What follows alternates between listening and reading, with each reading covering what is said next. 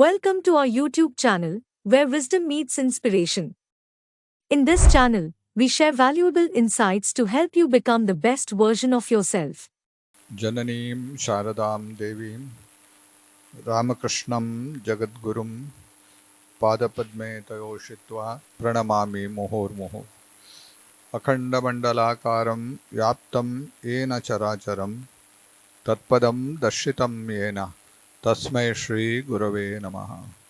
ಬ್ರಹ್ಮಸ್ವರೂಪ ಪರಮಾ ಜ್ಯೋತಿರೂಪ ಸನಾತನಿ ಸರ್ವವಿದ್ಯಾದಿದೇವಿ ಯಾ ತಸ್ಯೈ ವಾಣ್ಯೇ ನಮೋ ನಮಃ. ನಮಃ ಪರಮರ್ಷಿಭ್ಯಃ ನಮಃ ಪರಮರ್ಷಿಭ್ಯಃ.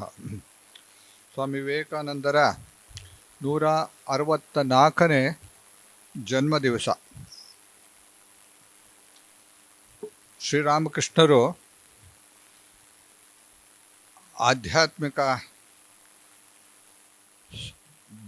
ಆಧ್ಯಾತ್ಮಿಕ ಸಾಧನೆಗಳಿಂದ ಮಾಡಿದ ನಂತರ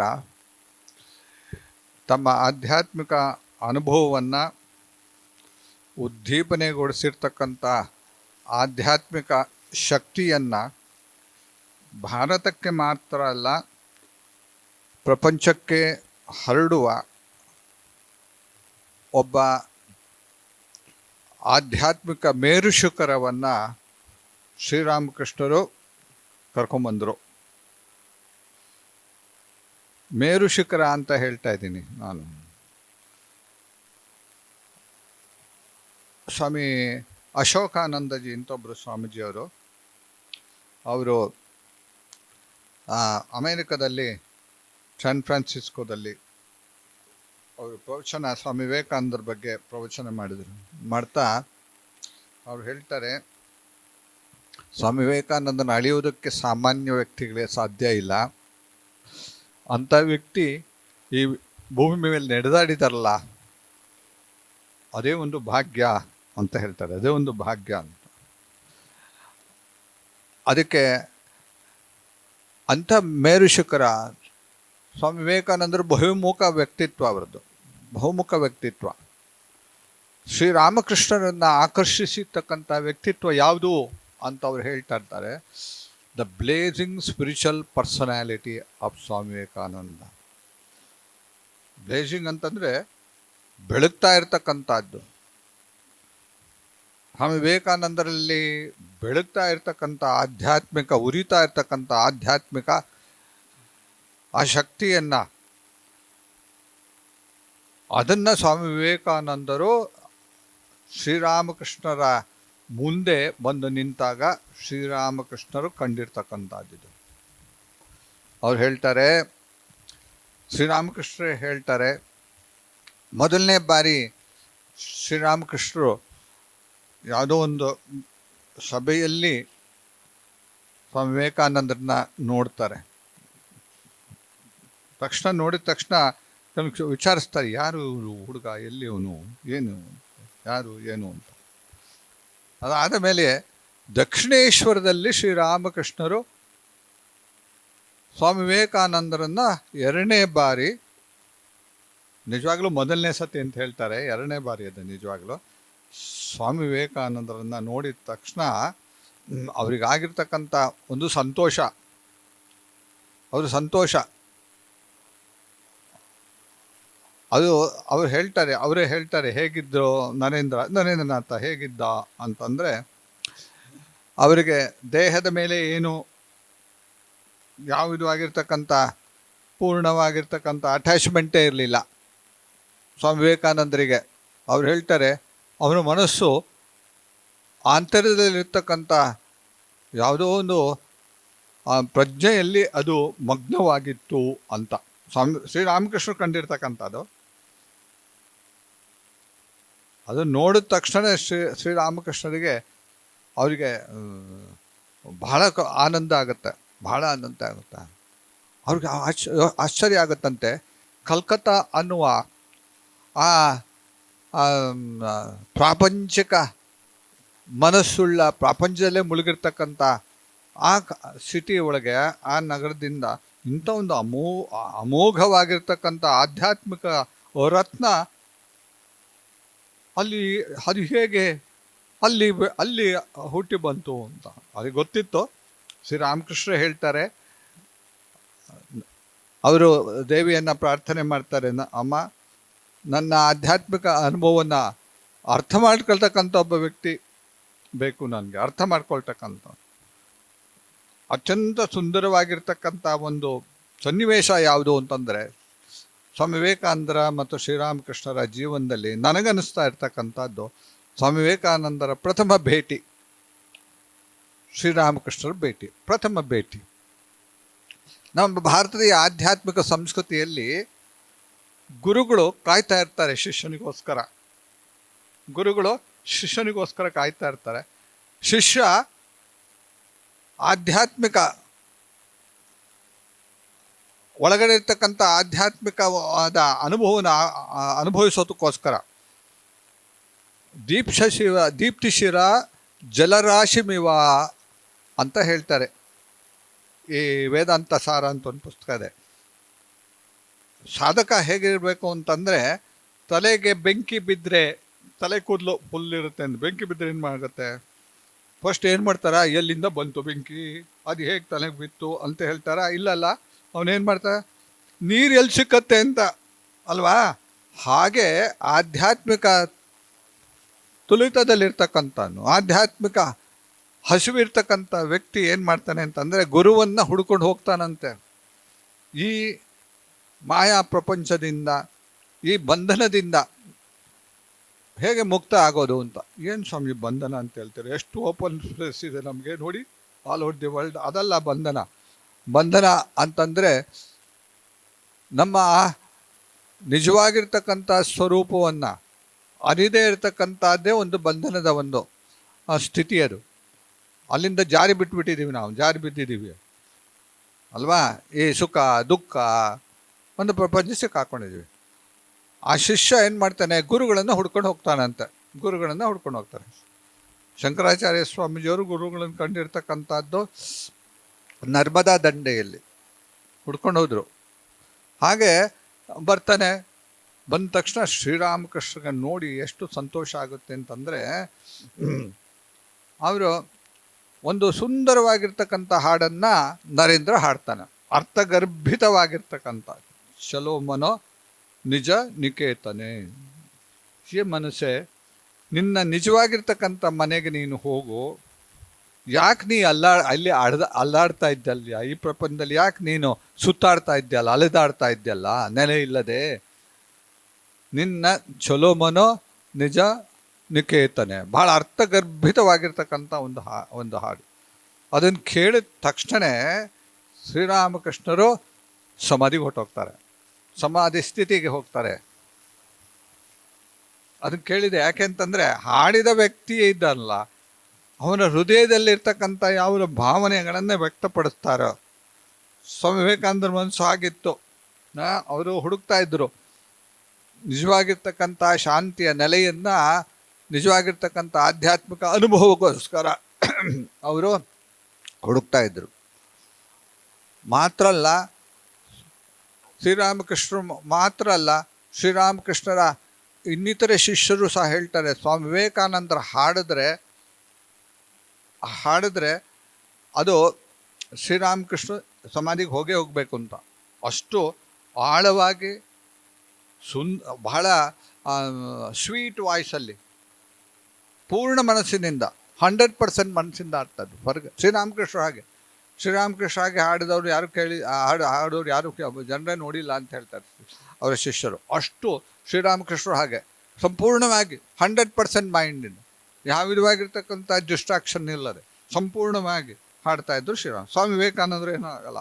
ಶ್ರೀರಾಮಕೃಷ್ಣ ಹೇಳ್ತಾರೆ, ನರೇಂದ್ರನಾಥ ಹಾಡ್ದ ಅಂತಂದರೆ ಇಲ್ಲಿ ಒಳಗಡೆ ಇರ್ತಕ್ಕಂಥ ಸರ್ಪ ಇದೆಯಲ್ಲ, ಅದು ತಲೆಯನ್ನು ಅಲ್ಲಾಡ್ಸತ್ತೆ, ಹೆಡೆಯನ್ನು ಅಲ್ಲಾಡ್ಸತ್ತೆ. ಅಂದರೆ ಅಂಥ ಉನ್ನತವಾಗಿರ್ತಕ್ಕಂಥ ಒಂದು ಸ್ಥಿತಿಯಲ್ಲಿ ಸ್ವಾಮಿ ವಿವೇಕಾನಂದರು ಹಾಡ್ತಾ ಇದ್ರು ಸ್ವಾಮಿ ವಿವೇಕಾನಂದ. ಅದನ್ನು ಕೇಳಿದ ತಕ್ಷಣ ಸಮಾಧಿಗೆ ಹೋಗ್ತಾರೆ. ಅದಾದಮೇಲೆ ನಾನು ಹೇಳಿದ ಘಟನೆ ಇದೆಯಲ್ಲ, ಆ ಘಟನೆ ಸ್ವಾರಸ್ಯಕರವಾಗಿರ್ತಕ್ಕಂಥದ್ದು. ಅವ್ರ ಭೇಟಿ, ಶ್ರೀರಾಮಕೃಷ್ಣರು ಸಮಾಧಿಯಿಂದ ಇಳಿದು ಬಿಡ್ಬಿಟ್ಟು ಸ್ವಾಮಿ ವಿವೇಕಾನಂದ ಕೈ ಹಿಡ್ಕೊಂಡು, ನರೇಂದ್ರನ ಕೈ ಹಿಡ್ಕೊಂಡು, ಅಲ್ಲಿ ಪಕ್ಕದಲ್ಲಿರ್ತಕ್ಕಂಥ ಆ ವರಾಂಡ, ಒಂದು ಉದ್ದದೊಂದು ವರಾಂಡ ಇದೆ. ಅದು ಚಳಿಗಾಲ ಆದ್ದರಿಂದ ಅದಕ್ಕೆ ತಟ್ಟಿ ಹಾಕಿರ್ತಾರೆ ಸೈಡಲ್ಲಿ. ತಟ್ಟಿ ಅಂತಂದರೆ ಒಂದು ಸ್ಕ್ರೀನ್ ಹಾಕಿರ್ತಾರೆ. ಅಲ್ಲಿ ಒಳಗಡೆ ಕರ್ಕೊಂಡು ಬಾಗಿಲು ಹಾಕಿ ಹೋಗಿ ಅವರು ನರೇಂದ್ರ ಕೈ ಹಿಡಿದು ಕಣ್ಮು ಅವರು ಹೇಳ್ತಾರೆ, ಹೇ ಋಷಿ, ನೀನು ಜನರ ದುಃಖವನ್ನು ನಿವಾರಣೆ ಮಾಡೋಕ್ಕೆ ಬಂದಿರತಕ್ಕಂಥ ನೀನು ಆ ನರ, ಆ ನರ ನೀನು. ಹೇ ದೇವರೇ, ನೀ ಎಷ್ಟು ಕಾಲ ನನಗೆ ನಿನಗೋಸ್ಕರ ಕಾಯ್ತಾ ಇದ್ದೆ, ನೀನು ಇಷ್ಟು ಲೇಟಾಗಿ ಬಂದ್ಬಿಡದ. ಈ ಪ್ರಪಂಚದ ಜನರ ಮಾತೆಲ್ಲ ಸಾಂಸಾರಿಕ ಮಾತು ಕೇಳಿ ಕೇಳಿ ಕೇಳಿ ನನ್ನ ಕಿವಿ ಎಲ್ಲ ಕಂಪ್ಲೀಟ್ಲಿ ಕಿವಿಡಾಗಿ ಹೋಗ್ಬಿಟ್ಟಿದೆ. ಸಾಕಾಗಿದೆ ನನಗೆ. ನಿನ್ನ ಬರುವಿಗೋಸ್ಕರ ನಾನು ಕಾಯ್ತಾ ಇದ್ದೆ ಅಂತ ಅವ್ರು ಹೇಳ್ತಾರೆ, ನೀನು ಆ ಪುರಾತನ ಋಷಿ ನೀನು ಅಂತ, ಜನರ ದುಃಖವನ್ನು ನಿವಾರಣೆ ಮಾಡಿರ್ತಕ್ಕಂಥ ನೀನು ನಾರಾಯಣ ನೀನು ಅಂತೇಳಿ ಅವ್ರನ್ನ ಹೊಗಳ್ತಾರೆ. ನರೇಂದ್ರ ಕನ್ಫ್ಯೂಸ್ಡ್. ಏನಪ್ಪ, ನಾನು ಕಲ್ಕಟ್ಟದಲ್ಲಿ ವಿಶ್ವನಾಥ್ ದತ್ತರ ಮಗ, ನನ್ನನ್ನು ಹೀಗೆಲ್ಲ ಹೊಗಳ್ತಾರಲ್ಲ ಅಂತ ಅವ್ರಿಗೆ ಆಶ್ಚರ್ಯ. ಆಮೇಲೆ ಇರುವಂತ ಹೇಳಿ ಅಲ್ಲೇ ಹೋಗಿ ಒಳಗಡೆಯಿಂದ ಒಂದಷ್ಟು ಸ್ವೀಟ್ ತಂದು ತಾವೇ ತಮ್ಮ ಕೈಯಿಂದ ನರೇಂದ್ರನ ಬಾಯಿಗೆ ಹಾಕ್ತಾರೆ, ತಿನ್ನಿಸ್ತಾರೆ. ಇಲ್ಲ ನನ್ನ ಫ್ರೆಂಡ್ಸ್ ಎಲ್ಲ ಇದ್ದಾರೆ, ಅವ್ರಿಗೆ ಕೊಡ್ತೀನಿ. ಇಲ್ಲ ನಿನ್ಗೆ ಅವ್ರಿಗೆ ಆಮೇಲೆ ಕೊಡೋಲ್ಲ. ಇದಕ್ಕೆ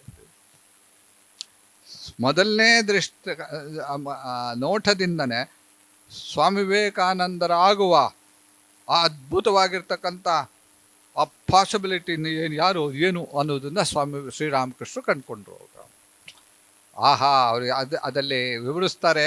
ನೀವು ರಾಮಕೃಷ್ಣ ವಚನವೇದನ್ನು ಓದಿದ್ರೆ ನಿಮ್ಗೆ ಕೆಲವು ಕಡೆ ಅದು ಗ್ಲಿಮ್ಸ್ ಗೊತ್ತಾಗತ್ತೆ ನಮಗೆ. ನರೇಂದ್ರ ಬಂದ ಅಂತಂದರೆ, ಶ್ರೀರಾಮಕೃಷ್ಣನಿಗೆ ದಕ್ಷಿಣೇಶ್ವರದಲ್ಲಿ ಬಂದ ಅಂತಂದರೆ ಅದು ಎಷ್ಟು ಸಂತೋಷ ಅಂತಂದರೆ ಅದು ಬಾಯಿಂದ ಹೇಳೋಕ್ಕಾಗಲ್ಲ. ನರೇಂದ್ರ ಅಂತಂದ್ರೆ ಏನು ಅವತ್ತು ಸಂತೋಷವೇ ಸಂತೋಷ.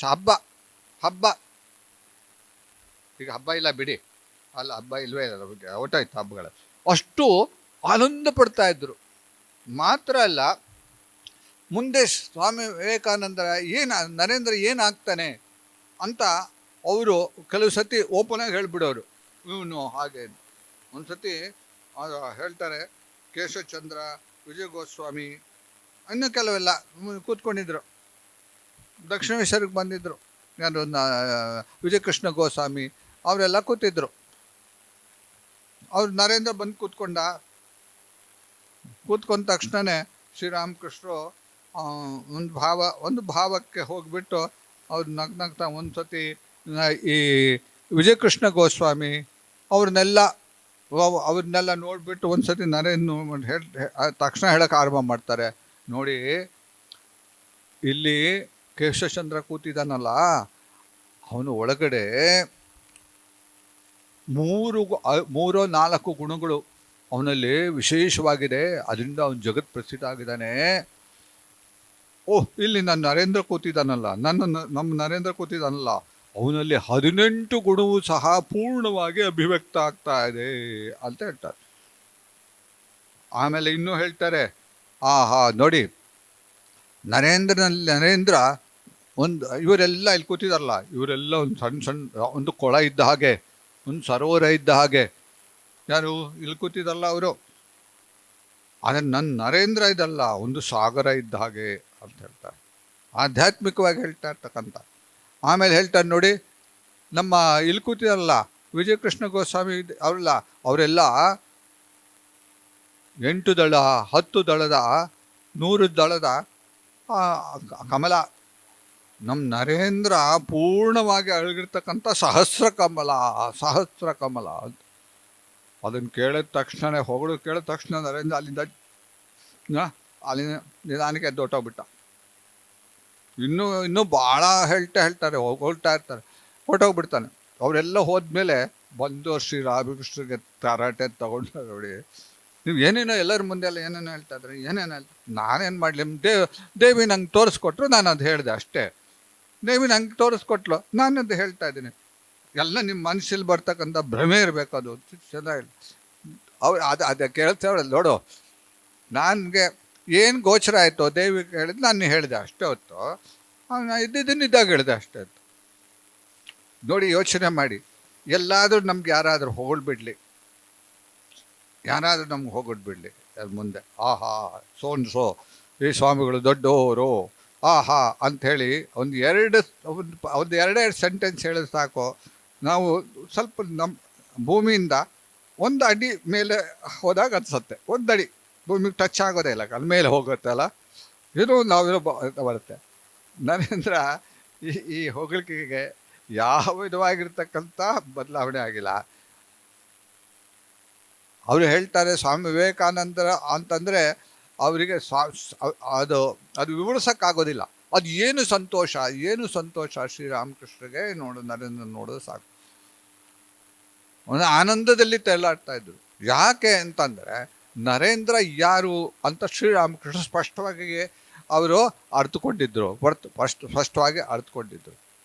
ನರೇಂದ್ರ ಅಸಾಧಾರಣವಾಗಿರ್ತಕ್ಕಂಥ ಆಧ್ಯಾತ್ಮಿಕ ವ್ಯಕ್ತಿತ್ವ ಇರ್ತಕ್ಕಂಥ, ಜಗತ್ತಿನಗೆ ದಾರಿ ತೋರಿಸೋದಕ್ಕೋಸ್ಕರ ಬಂದಿರತಕ್ಕಂಥ, ಆಧ್ಯಾತ್ಮಿಕ ದಾರಿ ಬಂದಿರತಕ್ಕಂಥ ಒಂದು ದೊಡ್ಡ ಚೇತನ, ಪರಮ ಋಷಿ. ನಮ್ಮಲ್ಲಿ ಒಂದು ಹಾಡಿದೆ, ಸಪ್ತ ಋಷಿ ಇಂದ ಬಂದ ವಿವೇಕಾನಂದ ಅಲ್ಲ, ಸಪ್ತ ಋಷಿ. ಶ್ರೀರಾಮಕೃಷ್ಣ ಹೇಳ್ತಾರೆ ಸಪ್ತ ಋಷಿಯಿಂದ ಬಂದಿರತಕ್ಕಂಥ ಋಷಿಯಿಂದ. ಆಗ ಯಾರೂ ಅರ್ಥ ಮಾಡ್ಕೊಳ್ಳೇ ಇಲ್ಲ. ಆಮೇಲೆ ಅರ್ಥ ಆಯ್ತು ಏನು ಅಂತ. ಸ್ವಾಮಿ ವಿವೇಕಾನಂದರ ವ್ಯಕ್ತಿತ್ವವನ್ನು ಅಳಿಯುವುದಕ್ಕೆ ಅವ್ರು ಹೇಳ್ತಾರೆ, ಯಾರೂ ಸಹ ಸ್ವಾಮಿ ವಿವೇಕಾನಂದ ವಿವೇಕಾನಂದ ಈ ನರೇಂದ್ರನ ಅರ್ಥ ಮಾಡ್ಕೊಳ್ಳೋದಕ್ಕೆ ಸಾಧ್ಯ ಇಲ್ಲ. ಯಾರು ಆಳವನ್ನು ಅರ್ಥ ಮಾಡೋಕ್ಕೆ ಯಾರಿಗೂ ಸಾಧ್ಯ ಇಲ್ಲ. ಅಷ್ಟು ಆಳ ವ್ಯಕ್ತಿತ್ವ ಇರ್ತಕ್ಕಂಥ, ಅದ್ಭುತವಾಗಿರ್ತಕ್ಕಂಥ ವ್ಯಕ್ತಿತ್ವವನ್ನು ಈ ನರೇಂದ್ರ ಅಂತ. ಸಣ್ಣ ವಯಸ್ಸಿನಲ್ಲೇ ಅದ್ಭುತವಾಗಿರ್ತಕ್ಕಂಥ ಆಧ್ಯಾತ್ಮಿಕ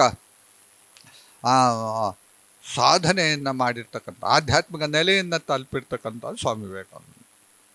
ಕಾಶಿಪುರದಲ್ಲಿ ಅವರಿಗೆ ನಿರ್ವಿಕಲ್ಪ ಸಮಾಧಿ ಆಗುತ್ತೆ. ನಿರ್ವಿಕಲ್ಪ ಸಮಾಧಿ ಸಾಮಾನ್ಯ ಯಾರಿಗೆ ಸಾಧ್ಯವೇ ಇಲ್ಲ. ನಿರ್ವಿಕಲ್ಪ ಸಮಾಧಿ ಬಹಳ ಅಪರೂಪದ ವ್ಯಕ್ತಿಗಳಿಗೆ ನಿರ್ವಿಕಲ್ಪ ಸಮಾಧಿ, ಆಧ್ಯಾತ್ಮಿಕ ಜೀವನದ ಅದು ಪರಾಕಾಷ್ಠತೆ ಅಂತ ಹೇಳ್ಬೋದು. ಪರಾಕಾಷ್ಠತೆ ಆ ಅನುಭವಕ್ಕೋಸ್ಕರ ಸ್ವಾಮಿ ವಿವೇಕಾನಂದರನ್ನ ಆ ಶ್ರೀರಾಮಕೃಷ್ಣರನ್ನ ಪೀಡಿಸ್ತಾ ಇದ್ರು.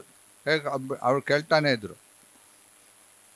ಅಷ್ಟು ಸುಲಭವಾಗಿ ಶ್ರೀರಾಮಕೃಷ್ಣರ ಆ ಉಪದೇಶಗಳನ್ನು ಅವ್ರು ಹೇಳಿದ್ದನ್ನು ಒಪ್ಕೊಂಡ್ಲೇ ಇಲ್ಲ. ಸ್ವಾಮಿ ವಿವೇಕಾನಂದರು ಒಪ್ಕೊಂಡ್ಲೇ ಇಲ್ಲ. ಎಲ್ಲನೂ ಟೆಸ್ಟ್ ಮಾಡೇ ಒಪ್ಕೊಳೋದು. ಅವರು ಟೆಸ್ಟ್ ಮಾಡಿದೆ. ಅವ್ರು ಹೇಳ್ತಾರೆ, ನಾನೇನು ಮಾಡಲಿ ಅಪ್ಪ, ನೀನೆಲ್ಲ ಸರಿಯಾಗಿ ಮಾಡು. ಅವ್ನ ಮನೆಯಲ್ಲಿ ಭಾಳ ಕಷ್ಟ ಬಂದುಬಿಡುತ್ತೆ, ತಂದೆ ತೀರಿ ಹೋಗ್ತಾರೆ, ತಂದೆ ಆಮೇಲೆ ನೋಡುವಾಗ ಏನು ಇನ್ಕಮ್ಮೇ ಇಲ್ಲ, ತಮ್ಮಂದಿರಿದ್ದಾರೆ, ಅಕ್ಕಂದಿರಿದ್ದಾರೆ ಅಲ್ಲ, ಎಷ್ಟು ಕಷ್ಟ. ಒಂದು ಕೆಲಸಕ್ಕೋಸ್ಕರ ಎಲ್ಲಿ ಹೋದ್ರೂ ಕೆಲಸ ಸಿಗ್ತಾ ಇಲ್ಲ. ಒಂದು ಕಷ್ಟದ ಪರಿಸ್ಥಿತಿ. ಒಬ್ಬ ವ್ಯಕ್ತಿಗೆ ಒಂದು ಯಾವ ಚಿಂತನೆಯೂ ಇಲ್ಲದೆ ಒಂದು ಶ್ರೀಮಂತವಾಗಿ ಬೆಳೆದಿರ್ತಕ್ಕಂಥ ಒಬ್ಬ ವ್ಯಕ್ತಿ, ಒಬ್ಬ ಯುವಕ ಸಡನ್ಲಿ ಒಂದು ಬಡತನಕ್ಕೆ ಬಿದ್ದಾಗ ಹೇಗಿರುತ್ತೆ ಆ ಸ್ಥಿತಿ ಗೊತ್ತಾ?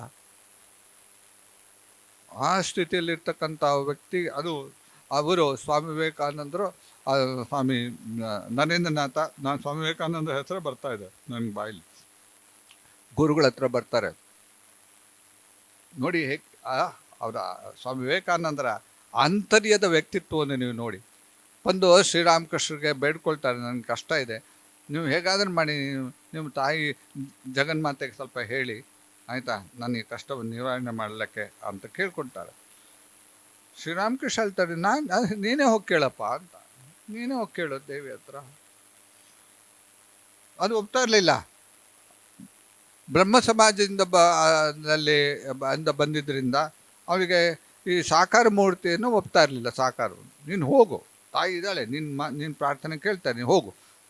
ಇವತ್ತು ಒಳ್ಳೆ ದಿವಸ, ಅಮಾವಾಸ್ಯೆ ವಿಶೇಷ ದಿವಸ, ಇವತ್ತು ವಿಶೇಷ ಪೂಜೆ ಎಲ್ಲ ಇದೆ, ರಾತ್ರಿ ಪೂಜೆ ಎಲ್ಲ ಆಗತ್ತೆ, ನೀನು ಆ ಕಾಳಿ ದೇವಸ್ಥಾನಕ್ಕೆ ಹೋಗಿ ನೀನೇ ಡೈರೆಕ್ಟಾಗಿ ಕೇಳಿಬಿಡು.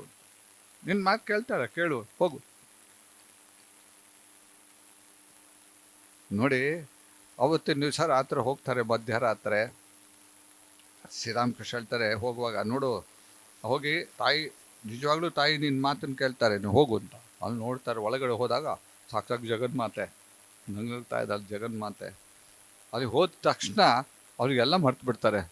ಏನು ಕೇಳ್ಕೊತಾರೆ ಗೊತ್ತಾ? ಹೇ ತಾಯೇ, ನನಗೆ ವಿವೇಕ ಕೊಡು ತಾಯೇ, ವೈರಾಗ್ಯ ಕೊಡು ತಾಯಿ, ನನಗೆ ವಿವೇಕ ವೈರಾಗ್ಯ ಇದನ್ನು ಕೊಡು ತಾಯಿ ಅಂತ ಕೇಳಕ್ಕೆ ಹೋಗಿದ್ದೆ. ಯಾಕೆ? ಕಳಿಸಿದ್ಯಾಕೆ? ಅಲ್ಲ, ಸಂಸಾರದ ತಾಪತ್ರಯವನ್ನು ನಿವಾರಣೆ ಮಾಡೋದಕ್ಕೆ ಅಲ್ವಾ ಸಂಪತ್ತನ್ನು ಕೇಳೋದಕ್ಕೆ ಹೋಗಿದ್ದೋ. ಆದರೆ ಸ್ವಾಮಿ ವಿವೇಕಾನಂದರಿಗೆ ಒಳಗೆ ಬಾಯಿಗೆ ಬರಲೇ ಇಲ್ಲ. ಬಂದಿದ್ದೇನೋ ಆಧ್ಯಾತ್ಮಿಕ ಸಂಪತ್ತು ಕೇಳಿದ್ರು. ಮಹಳು ವಾಪಸ್ ಬರ್ತಾರೆ. ವಾಪಸ್ ಬಂದುಬಿಟ್ಟು ಶ್ರೀರಾಮಕೃಷ್ಣ ಕಾಯ್ತಾ ಇರ್ತಾರೆ. ಏನು ಕೇಳಿದೆ ನೀನು, ತಾಯಿ ನೋಡಿದ್ಯಾ ಅಂತ. ಇಲ್ಲ, ನಾನು ಕೇಳಲೇ ಇಲ್ಲ. ಮತ್ತೇನು ಕೇಳಿದೆ? ನಾನು ವಿವೇಕ ವೈರಾಗ್ಯವನ್ನು ಕೇಳಿದೆ. ವಿವೇಕ ವೈರಾಗ್ಯ ಕೊಡು ತಾಯಿ ಅಂತ ಕೇಳಿದೆ. ಎಂತ ನೀನು, ಸ್ವಲ್ಪ ಹೋಗಿ ಹೋಗಿ ಇನ್ನೊಂದು ಸತಿ ಹೋಗಿ ಕೇಳು ಅಂತ. ಅಲ್ಲ ನೀವೇನು, ಇಲ್ಲ ಹೋಗು ನೀನು ಹೋಗು. ಎರಡನೇ ಸತಿ ಕಳಿಸ್ತಾರೆ. ಎರಡನೇ ಹೋದಾಗ ಒಬ್ಬ ಚಕ್ರವರ್ತಿ ಹತ್ರ ಹೋಗ್ಬಿಟ್ಟು ನನಗೆ 2 ಬದನೆಕಾಯಿ ಕೊಡಿ ಅಂತ ಕೇಳೋದು ಸರಿನಾ? ಯಾರು ಕೇಳ್ತಾರಾ? ನನಗೆ 2 ಬದನೆಕಾಯಿ ಕೊಡಿ ಅಂತ. ಚಕ್ರವರ್ತಿ ಅವನು ವಜ್ರ ವೈರ್ಯರು ಕೊಡೋಕ್ಕೆ ಅವನಿಗೆ ಇದೆ, ಅಷ್ಟು ಇದೆ, ಸಂಪತ್ತು ಕೊಡೋಕ್ಕೂ ರೆಡಿ ಇದ್ದಾನೆ. ನಾವು ಹೋಗ್ಬಿಟ್ಟು ಆ ಸಣ್ಣದನ್ನು ಕೊಡಿ. ಅವನು ಹೇಳ್ತಾನೆ, ಈ ತಾಯಿ ಹತ್ರ ಬಂದಿದ್ದೀನಿ, ನಾನು ಕೇಳಬೇಕಾಗಿರ್ತಕ್ಕಂಥದ್ದು ಅತ್ಯಂತ ಶ್ರೇಷ್ಠವಾಗಿರ್ತಕ್ಕಂಥ ಸಂಪತ್ತು, ಆಧ್ಯಾತ್ಮಿಕ ಸಂಪತ್ತು. ಅದರಲ್ಲಿ ವಿವೇಕ ವೈರಾಗ್ಯ ಅನ್ನೋದಿದೆಯಲ್ಲ, ಅದು ಬಹಳ ಮುಖ್ಯವಾಗಿರ್ತಕ್ಕಂಥದ್ದು. ಪುನಃ ಹೋಗಿ ಕೇಳಿದಾಗ ತಾಯಿ ಪುನಃ ಅದನ್ನೇ ಕೇಳ್ತಾರೆ. ಪುನಃ ವಾಪಸ್ ಬರ್ತಾರೆ. 3ನೇ ಸತಿ ಕಳ್ತಾರೆ. ನೀವು ಸ್ವಲ್ಪ ಎಚ್ಚರಿಕೆಯಿರೋ ನೋಡು, ನಿನಗೆ ಆ ದೇವಿ ನೀನು ಕೇಳು, ನಿನ್ನ ಕಷ್ಟ ನಿವಾರಣೆ ಮಾಡಿ ಕೇಳು. 3ನೇ ಸತಿ ಹೋದಾಗಲೂ ಅನಿಸುತ್ತೆ ಅದ್ಯಾವುದು ಕೇಳೋದೇ ಇಲ್ಲ. ಕೇಳಿದೇನೋ ಆಧ್ಯಾತ್ಮಿಕವಾಗಿರ್ತಕ್ಕಂಥ ವೈರಾಗ್ಯ. ಭಯಪಡಬೇಡಿ, ವೈರಾಗ್ಯ, ವಿವೇಕ ವೈರಾಗ್ಯ ಅದು ಸನ್ಯಾಸಿಗಳಿಗೆ ಬೇಕಾಗಿರ್ತಕ್ಕಂಥ ಮುಖ್ಯವಾಗಿರ್ತಕ್ಕಂಥದ್ದು. ನಾನು ಹೇಳೋದಾದರೆ ಎಲ್ಲರಿಗೂ ಬೇಕಂತೆ. ಶ್ರೀರಾಮಕೃಷ್ಣ ಹೇಳುವಾಗ ವಿವೇಕ ವೈರಾಗ್ಯ ಎಲ್ಲರಿಗೂ ಬೇಕಂತೆ. ಸನ್ಯಾಸಿಗಳಿಗೆ ಮಾತ್ರ ಅಲ್ಲ, ಸಂಘ ಪರಿತ್ಯಾದಿಗಳಾಗಿ ಮಾತ್ರ ಅಲ್ಲ, ಎಲ್ಲರಿಗೂ ಬೇಕು. ವಿವೇಕ, ಪ್ರಪಂಚ ಯಾವುದು ಸತ್ಯ ಯಾವುದು ಅಸತ್ಯ ಅನ್ನುವ ಒಂದು ಬೋಧನೆ, ಒಂದು ಬೋಧ, ಅರಿವು ಬೇಕು, ನಮ್ಮಲ್ಲಿರಬೇಕು. ವೇದಾಂತಲ್ಲಿ ಹೇಳಿದ್ದು ಬ್ರಹ್ಮ ಸತ್ಯಂ ಜಗತ್ ಮಿಥ್ಯಂ ಅಂತ. ಅದು ಅವರಿಗೆ ಪುನಃ ಅದು ಕೇಳಲೇ ಇಲ್ಲ, ವಾಪಸ್ ಬಂದರು. ಅದು ಕೇಳಿದ್ದೇನೋ ವಿವೇಕ ವೈರಾಗ್ಯ ಕೇಳ್ಕೊಂಡು ವಾಪಸ್ ಬಂದರು. ಶ್ರೀರಾಮಕೃಷ್ಣ ಹೇಳ್ತಾರೆ, ನಿನಗೆ ಒಳಗಡೆ ಈ ಪ್ರಪಂಚದ ಆಸೆ ಇಲ್ಲ, ನಿನಗೆ ಇರೋದು ಆಧ್ಯಾತ್ಮಿಕವಾಗಿರ್ತಕ್ಕಂಥ ಹಂಬಲ ನಿನಗಿದೆ ಅಂದ. ಶ್ರೀರಾಮಕೃಷ್ಣ ಬಿಡೋದೇ ಇಲ್ಲ. ಶ್ರೀರಾಮಕೃಷ್ಣ ನೀವೇ ಏನೋ ಮಾಡಲೇಬೇಕು ಅಂತ, ನೀವೇನೋ ಮಾಡಿದ್ದೀರಿ, ಏನೋ ಕೊಡಿ. ಕೊನೆಗೆ ಅವರು ಆಶೀರ್ವಾದ ಮಾಡ್ತಾರೆ. ನಿನಗೆ ನೋಡು, ಸಾಮಾನ್ಯ ಊಟ ಬಟ್ಟೆಗೆ ಏನು ತೊಂದರೆ ಇದೆ ಇರತಕ್ಕಂಥದ್ದು ದೇವಿ ಕೊಡ್ತಾಳೆ ಅಂತ ಆಶೀರ್ವಾದ ಮಾಡ್ತಾರೆ. ನಾವು ಏನನ್ನು ನೋಡಬೇಕು ಅಂತಂದರೆ ಆ ಪರಿಸ್ಥಿತಿಯಲ್ಲಿ ಅವರು ಕಾಶೀಪುರದಲ್ಲಿ ಅವರಿಗೆ ನರೇಂದ್ರನಿಗೆ ನಿರ್ವಿಕಲ್ಪ ಸಮಾಧಿ ಉಂಟಾಗತ್ತೆ. ಪೂರ್ಣವಾಗಿರ್ತಕ್ಕಂಥ ಮನಸ್ಸು ಪೂರ್ಣವಾಗಿ ಅನಂತತೆಯಲ್ಲಿ ಮುಳುಗಿ ಹೋಗುತ್ತಲ್ಲ, ಅದಕ್ಕೆ ಸರ್ವವ್ಯಾಪಿಯಾಗಿರ್ತಕ್ಕಂಥ ಅನಂತ ಚೈತನ್ಯದಲ್ಲಿ ಒಂದು ಆಗೋದಿದೆಯಲ್ಲ, ನಾನು ಒಂದಾಗೊಂದೊಂದು ಪದ ಉಪಯೋಗಿಸ್ತಾ ಇದ್ದೀನಿ, ಅದಲ್ಲ, ಅದನ್ನು ಬಾಯಿಂದ ಹೇಳೋಕ್ಕಾಗೋದಿಲ್ಲ. ಶ್ರೀರಾಮಕೃಷ್ಣ ಹೇಳ್ತಾರೆ, ಬಾಯಿಂದ ಹೇಳೋಕ್ಕಾಗೋದಿಲ್ಲ. ಶ್ರೀರಾಮಕೃಷ್ಣ ಹೇಳುವ ಹಾಗೆ ಬ್ರಹ್ಮ ಅಂತ ಬ್ರಹ್ಮನ್ ಅಂತ ಹೇಳ್ತಾರಲ್ಲ, ಪರಮಾತ್ಮ ಇದಲ್ಲ, ಈ ಪರಮಾತ್ಮ ಹೇಗಿದ್ದಾನೆ ಅಂತ ಬಾಯಿಂದ ಹೇಳೋಕ್ಕಾಗಲ್ಲ. ಪ್ರಪಂಚದಲ್ಲಿರ್ತಕ್ಕಂಥ ಎಲ್ಲ ವಸ್ತು ಉಚ್ಚಿಷ್ಟವಾಗಿಬಿಟ್ಟಿದೆ, ಅದು ಎಂಜಿಲಾಗ್ಬಿಟ್ಟಿದೆ. ಆದರೆ ಪರಮಾತ್ಮನ ಸ್ವರೂಪವನ್ನು, ಪರಬ್ರಹ್ಮನ ಸ್ವರೂಪವನ್ನು ಬಾಯಿಂದ ಯಾರೂ ಹೇಳೋಕ್ಕಾಗಿಲ್ಲ. ಅದು ಅನುಭವ ವೇದ್ಯ ಅಷ್ಟೇ, ಅನುಭವ ವೇದ್ಯ. ಅದು ಹೀಗಿದೆ ಅಂತ ಹೇಳೋಕ್ಕಾಗಲ್ಲ. ಆಕಾಶ ಹೇಗಿದೆ ಅಂತ ಕೇಳಿದ್ವೇನಂತೀರ? ಎಲ್ಲ ಕಡೆ ಹರಡಿದೆ ಅಷ್ಟೇ ಅಲ್ಲ. ಆಕಾಶ ಹೇಗಿದೆ? ಎಲ್ಲ ಕಡೆ ಹರಡಿದೆ ಅಷ್ಟೇ. ಹಾಲು ಹೇಗಿದೆ ಅಂತ, ಹಾಲು ಕುಡದೇ ಇರ್ತಕ್ಕಂಥ ವ್ಯಕ್ತಿಗೆ ಹಾಲು ಹೇಗಿದೆ ಅಂತ ಅವ್ನು ಕೇಳಿದ್ರೆ, ಹಾಲು ಕುಡ್ದಿರ್ತಕ್ಕಂಥ ವ್ಯಕ್ತಿ ಕುಡದೇ ಇರ್ತಕ್ಕಂಥ ಹಾಲು ಹೇಗಿದೆ ಅಂತಂದರೆ ಹೇಗೆ ಹೇಳ್ಬೋದು ನೀವು?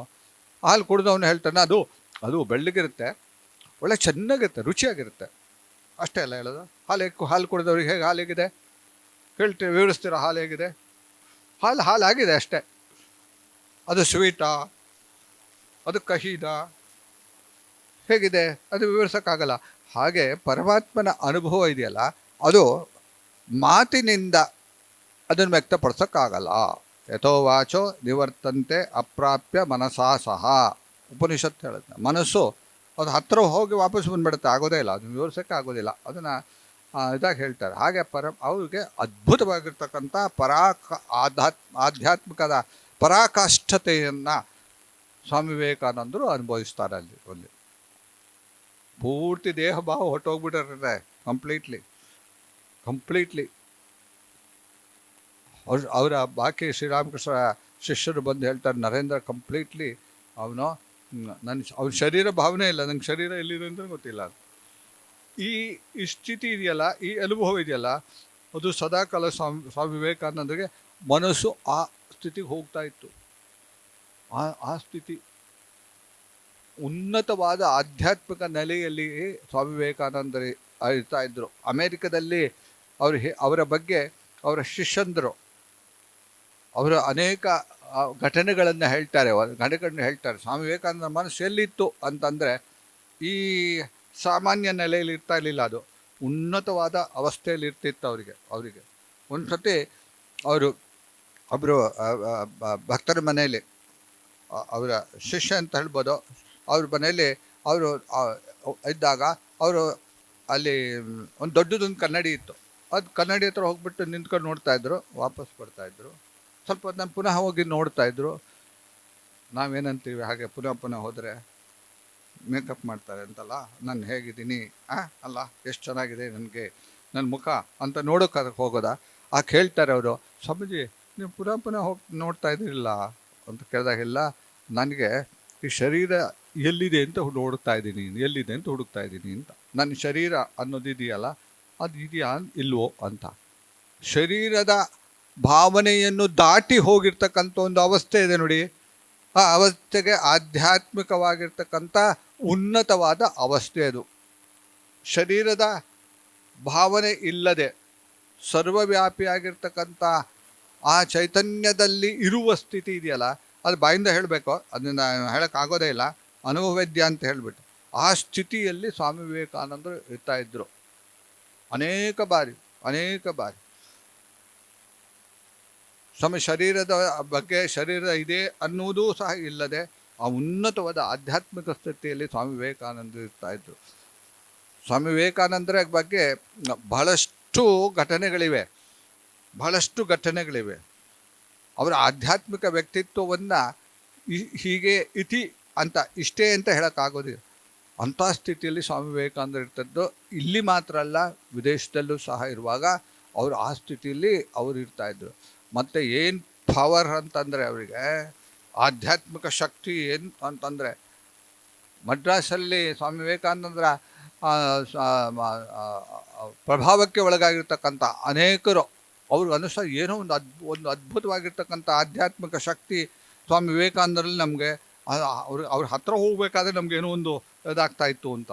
ಅಷ್ಟು ಒಂದು ಏನೋ ಒಂದು ಶಕ್ತಿಯ ಹತ್ತಿರ ಬರ್ತಾ ಇದ್ದಾಗ ಅನ್ನಿಸ್ತಾ ಇತ್ತು ನಮಗೆ ಅಂತ ಹೇಳಿ. ಇಲ್ಲದೇ ಇದ್ದರೆ, ಅಷ್ಟು ಪವಿತ್ರತೆ ಇಲ್ಲದೆ ಇದ್ದರೆ ಶ್ರೀರಾಮಕೃಷ್ಣರು ನರೇಂದ್ರನಾಥನ್ನು ಅಷ್ಟೊಂದು ಪ್ರೀತಿಸ್ತಾ ಇರಲಿಲ್ಲ. ಅದು ಏನು ನರೇಂದ್ರ ಅಂತ ಬರಲಿಲ್ಲ ಅಂತ ಹೇಳಿದ್ರೆ, ನರೇಂದ್ರ ಒಂದು ವೇಳೆ ಒಂದು ಸ್ವಲ್ಪ ಕಾಲ ಬರಲೇ ಇಲ್ಲ, ದಕ್ಷಿಣೇಶ್ವರಕ್ಕೆ ನೋಡ್ಲಿಕ್ಕೆ ಬರಲೇ ಇಲ್ಲ, ಅವ್ನು ನೋಡೋಕ್ಕೆ ಆಗಲಿಲ್ಲ ಅಂತಂದರೆ ಅವರು ಶ್ರೀರಾಮಕೃಷ್ಣರು ಅಳ್ತಾ ಇದ್ರು, ಕಣ್ಣೀರು ಇಡ್ತಾ ಇದ್ರು. ಒಂದು ದಿವಸ ರಾತ್ರಿ ವೈಕುಂಠನಾಥ ಸನ್ಯಾಲ್ ಅಂತ ಕಾಣುತ್ತೆ, ಅವರು ರಾತ್ರಿ ದಕ್ಷಿಣೇಶ್ವರದಲ್ಲಿ ಅವರು ಮಲಗಿದ್ದಾರೆ. ಅಲ್ಲಿ ಚಾಪೆ ಹಾಕ್ಕೊಂಡು ವರಾಂಡಲ್ಲಿ ಶ್ರೀರಾಮಕೃಷ್ಣ ಅವ್ರನ್ನ ನೋಡೋಕೆ ಬಂದವರು.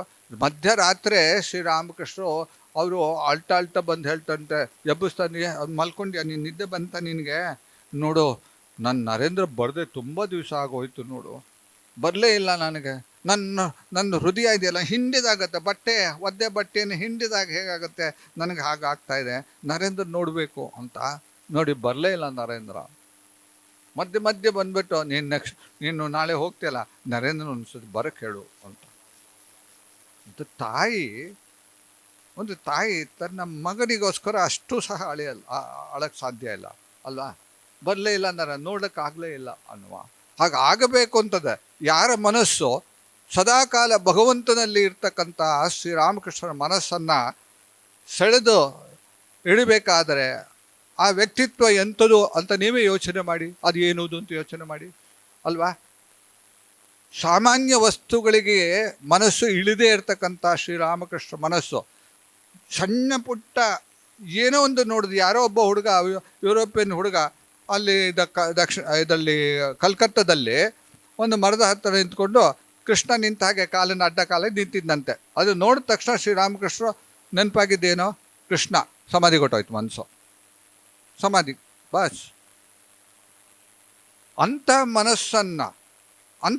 ಮನಸ್ಸನ್ನು ಸೆಳೆದು ಹಿಡಿಬೇಕಾದ್ರೆ ಸ್ವಾಮಿ ವಿವೇಕಾನಂದರ ಒಳಗಡೆ ಇರ್ತಕ್ಕಂಥ ಆಧ್ಯಾತ್ಮಿಕ ವ್ಯಕ್ತಿತ್ವದ ಬಗ್ಗೆ ಒಂದು ಸಣ್ಣ ಒಂದು ಗ್ಲಿಮ್ಸ್ ನಮಗೆ ಸಿಕ್ಕತ್ತೆ. ಗ್ಲಿಮ್ಸ್ ಸ್ವಾಮಿ ವಿವೇಕಾನಂದರು ಏನು ಮಾಡಿದ್ರು ಅನ್ನೋದನ್ನ ಇನ್ನು 500 ವರ್ಷ ಬೇಕು ಅರ್ಥ ಮಾಡ್ಕೊಳ್ಬೇಕಾದ್ರೆ.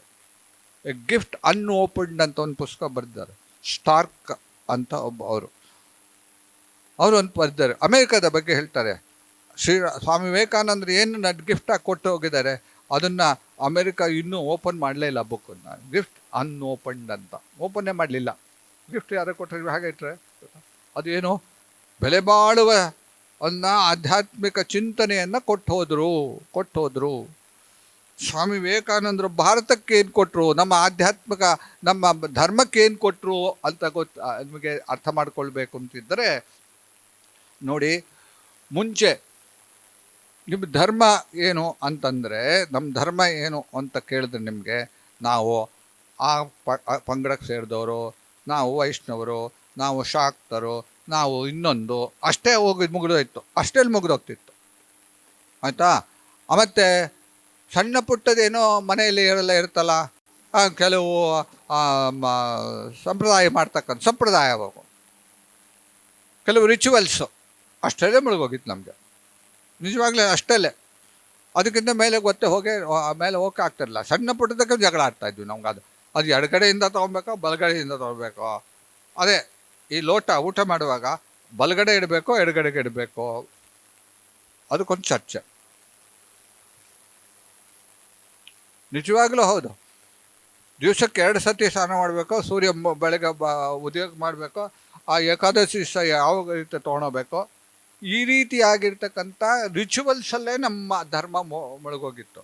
ನಿಜವಾಗಿರ್ತಕ್ಕಂಥ ಆಧ್ಯಾತ್ಮಿಕದ ಆಳವನ್ನು ಕೆಲವು ವ್ಯಕ್ತಿಗಳಿಗೆ, ಯಾರು ಸನ್ಯಾಸಿಗಳಿಗೆ ಅಥವಾ ಸಂತರಿಗೆ ಮಾತ್ರ ಉಳ್ಕೊಂಡ್ಬಿಟ್ಟಿತ್ತು.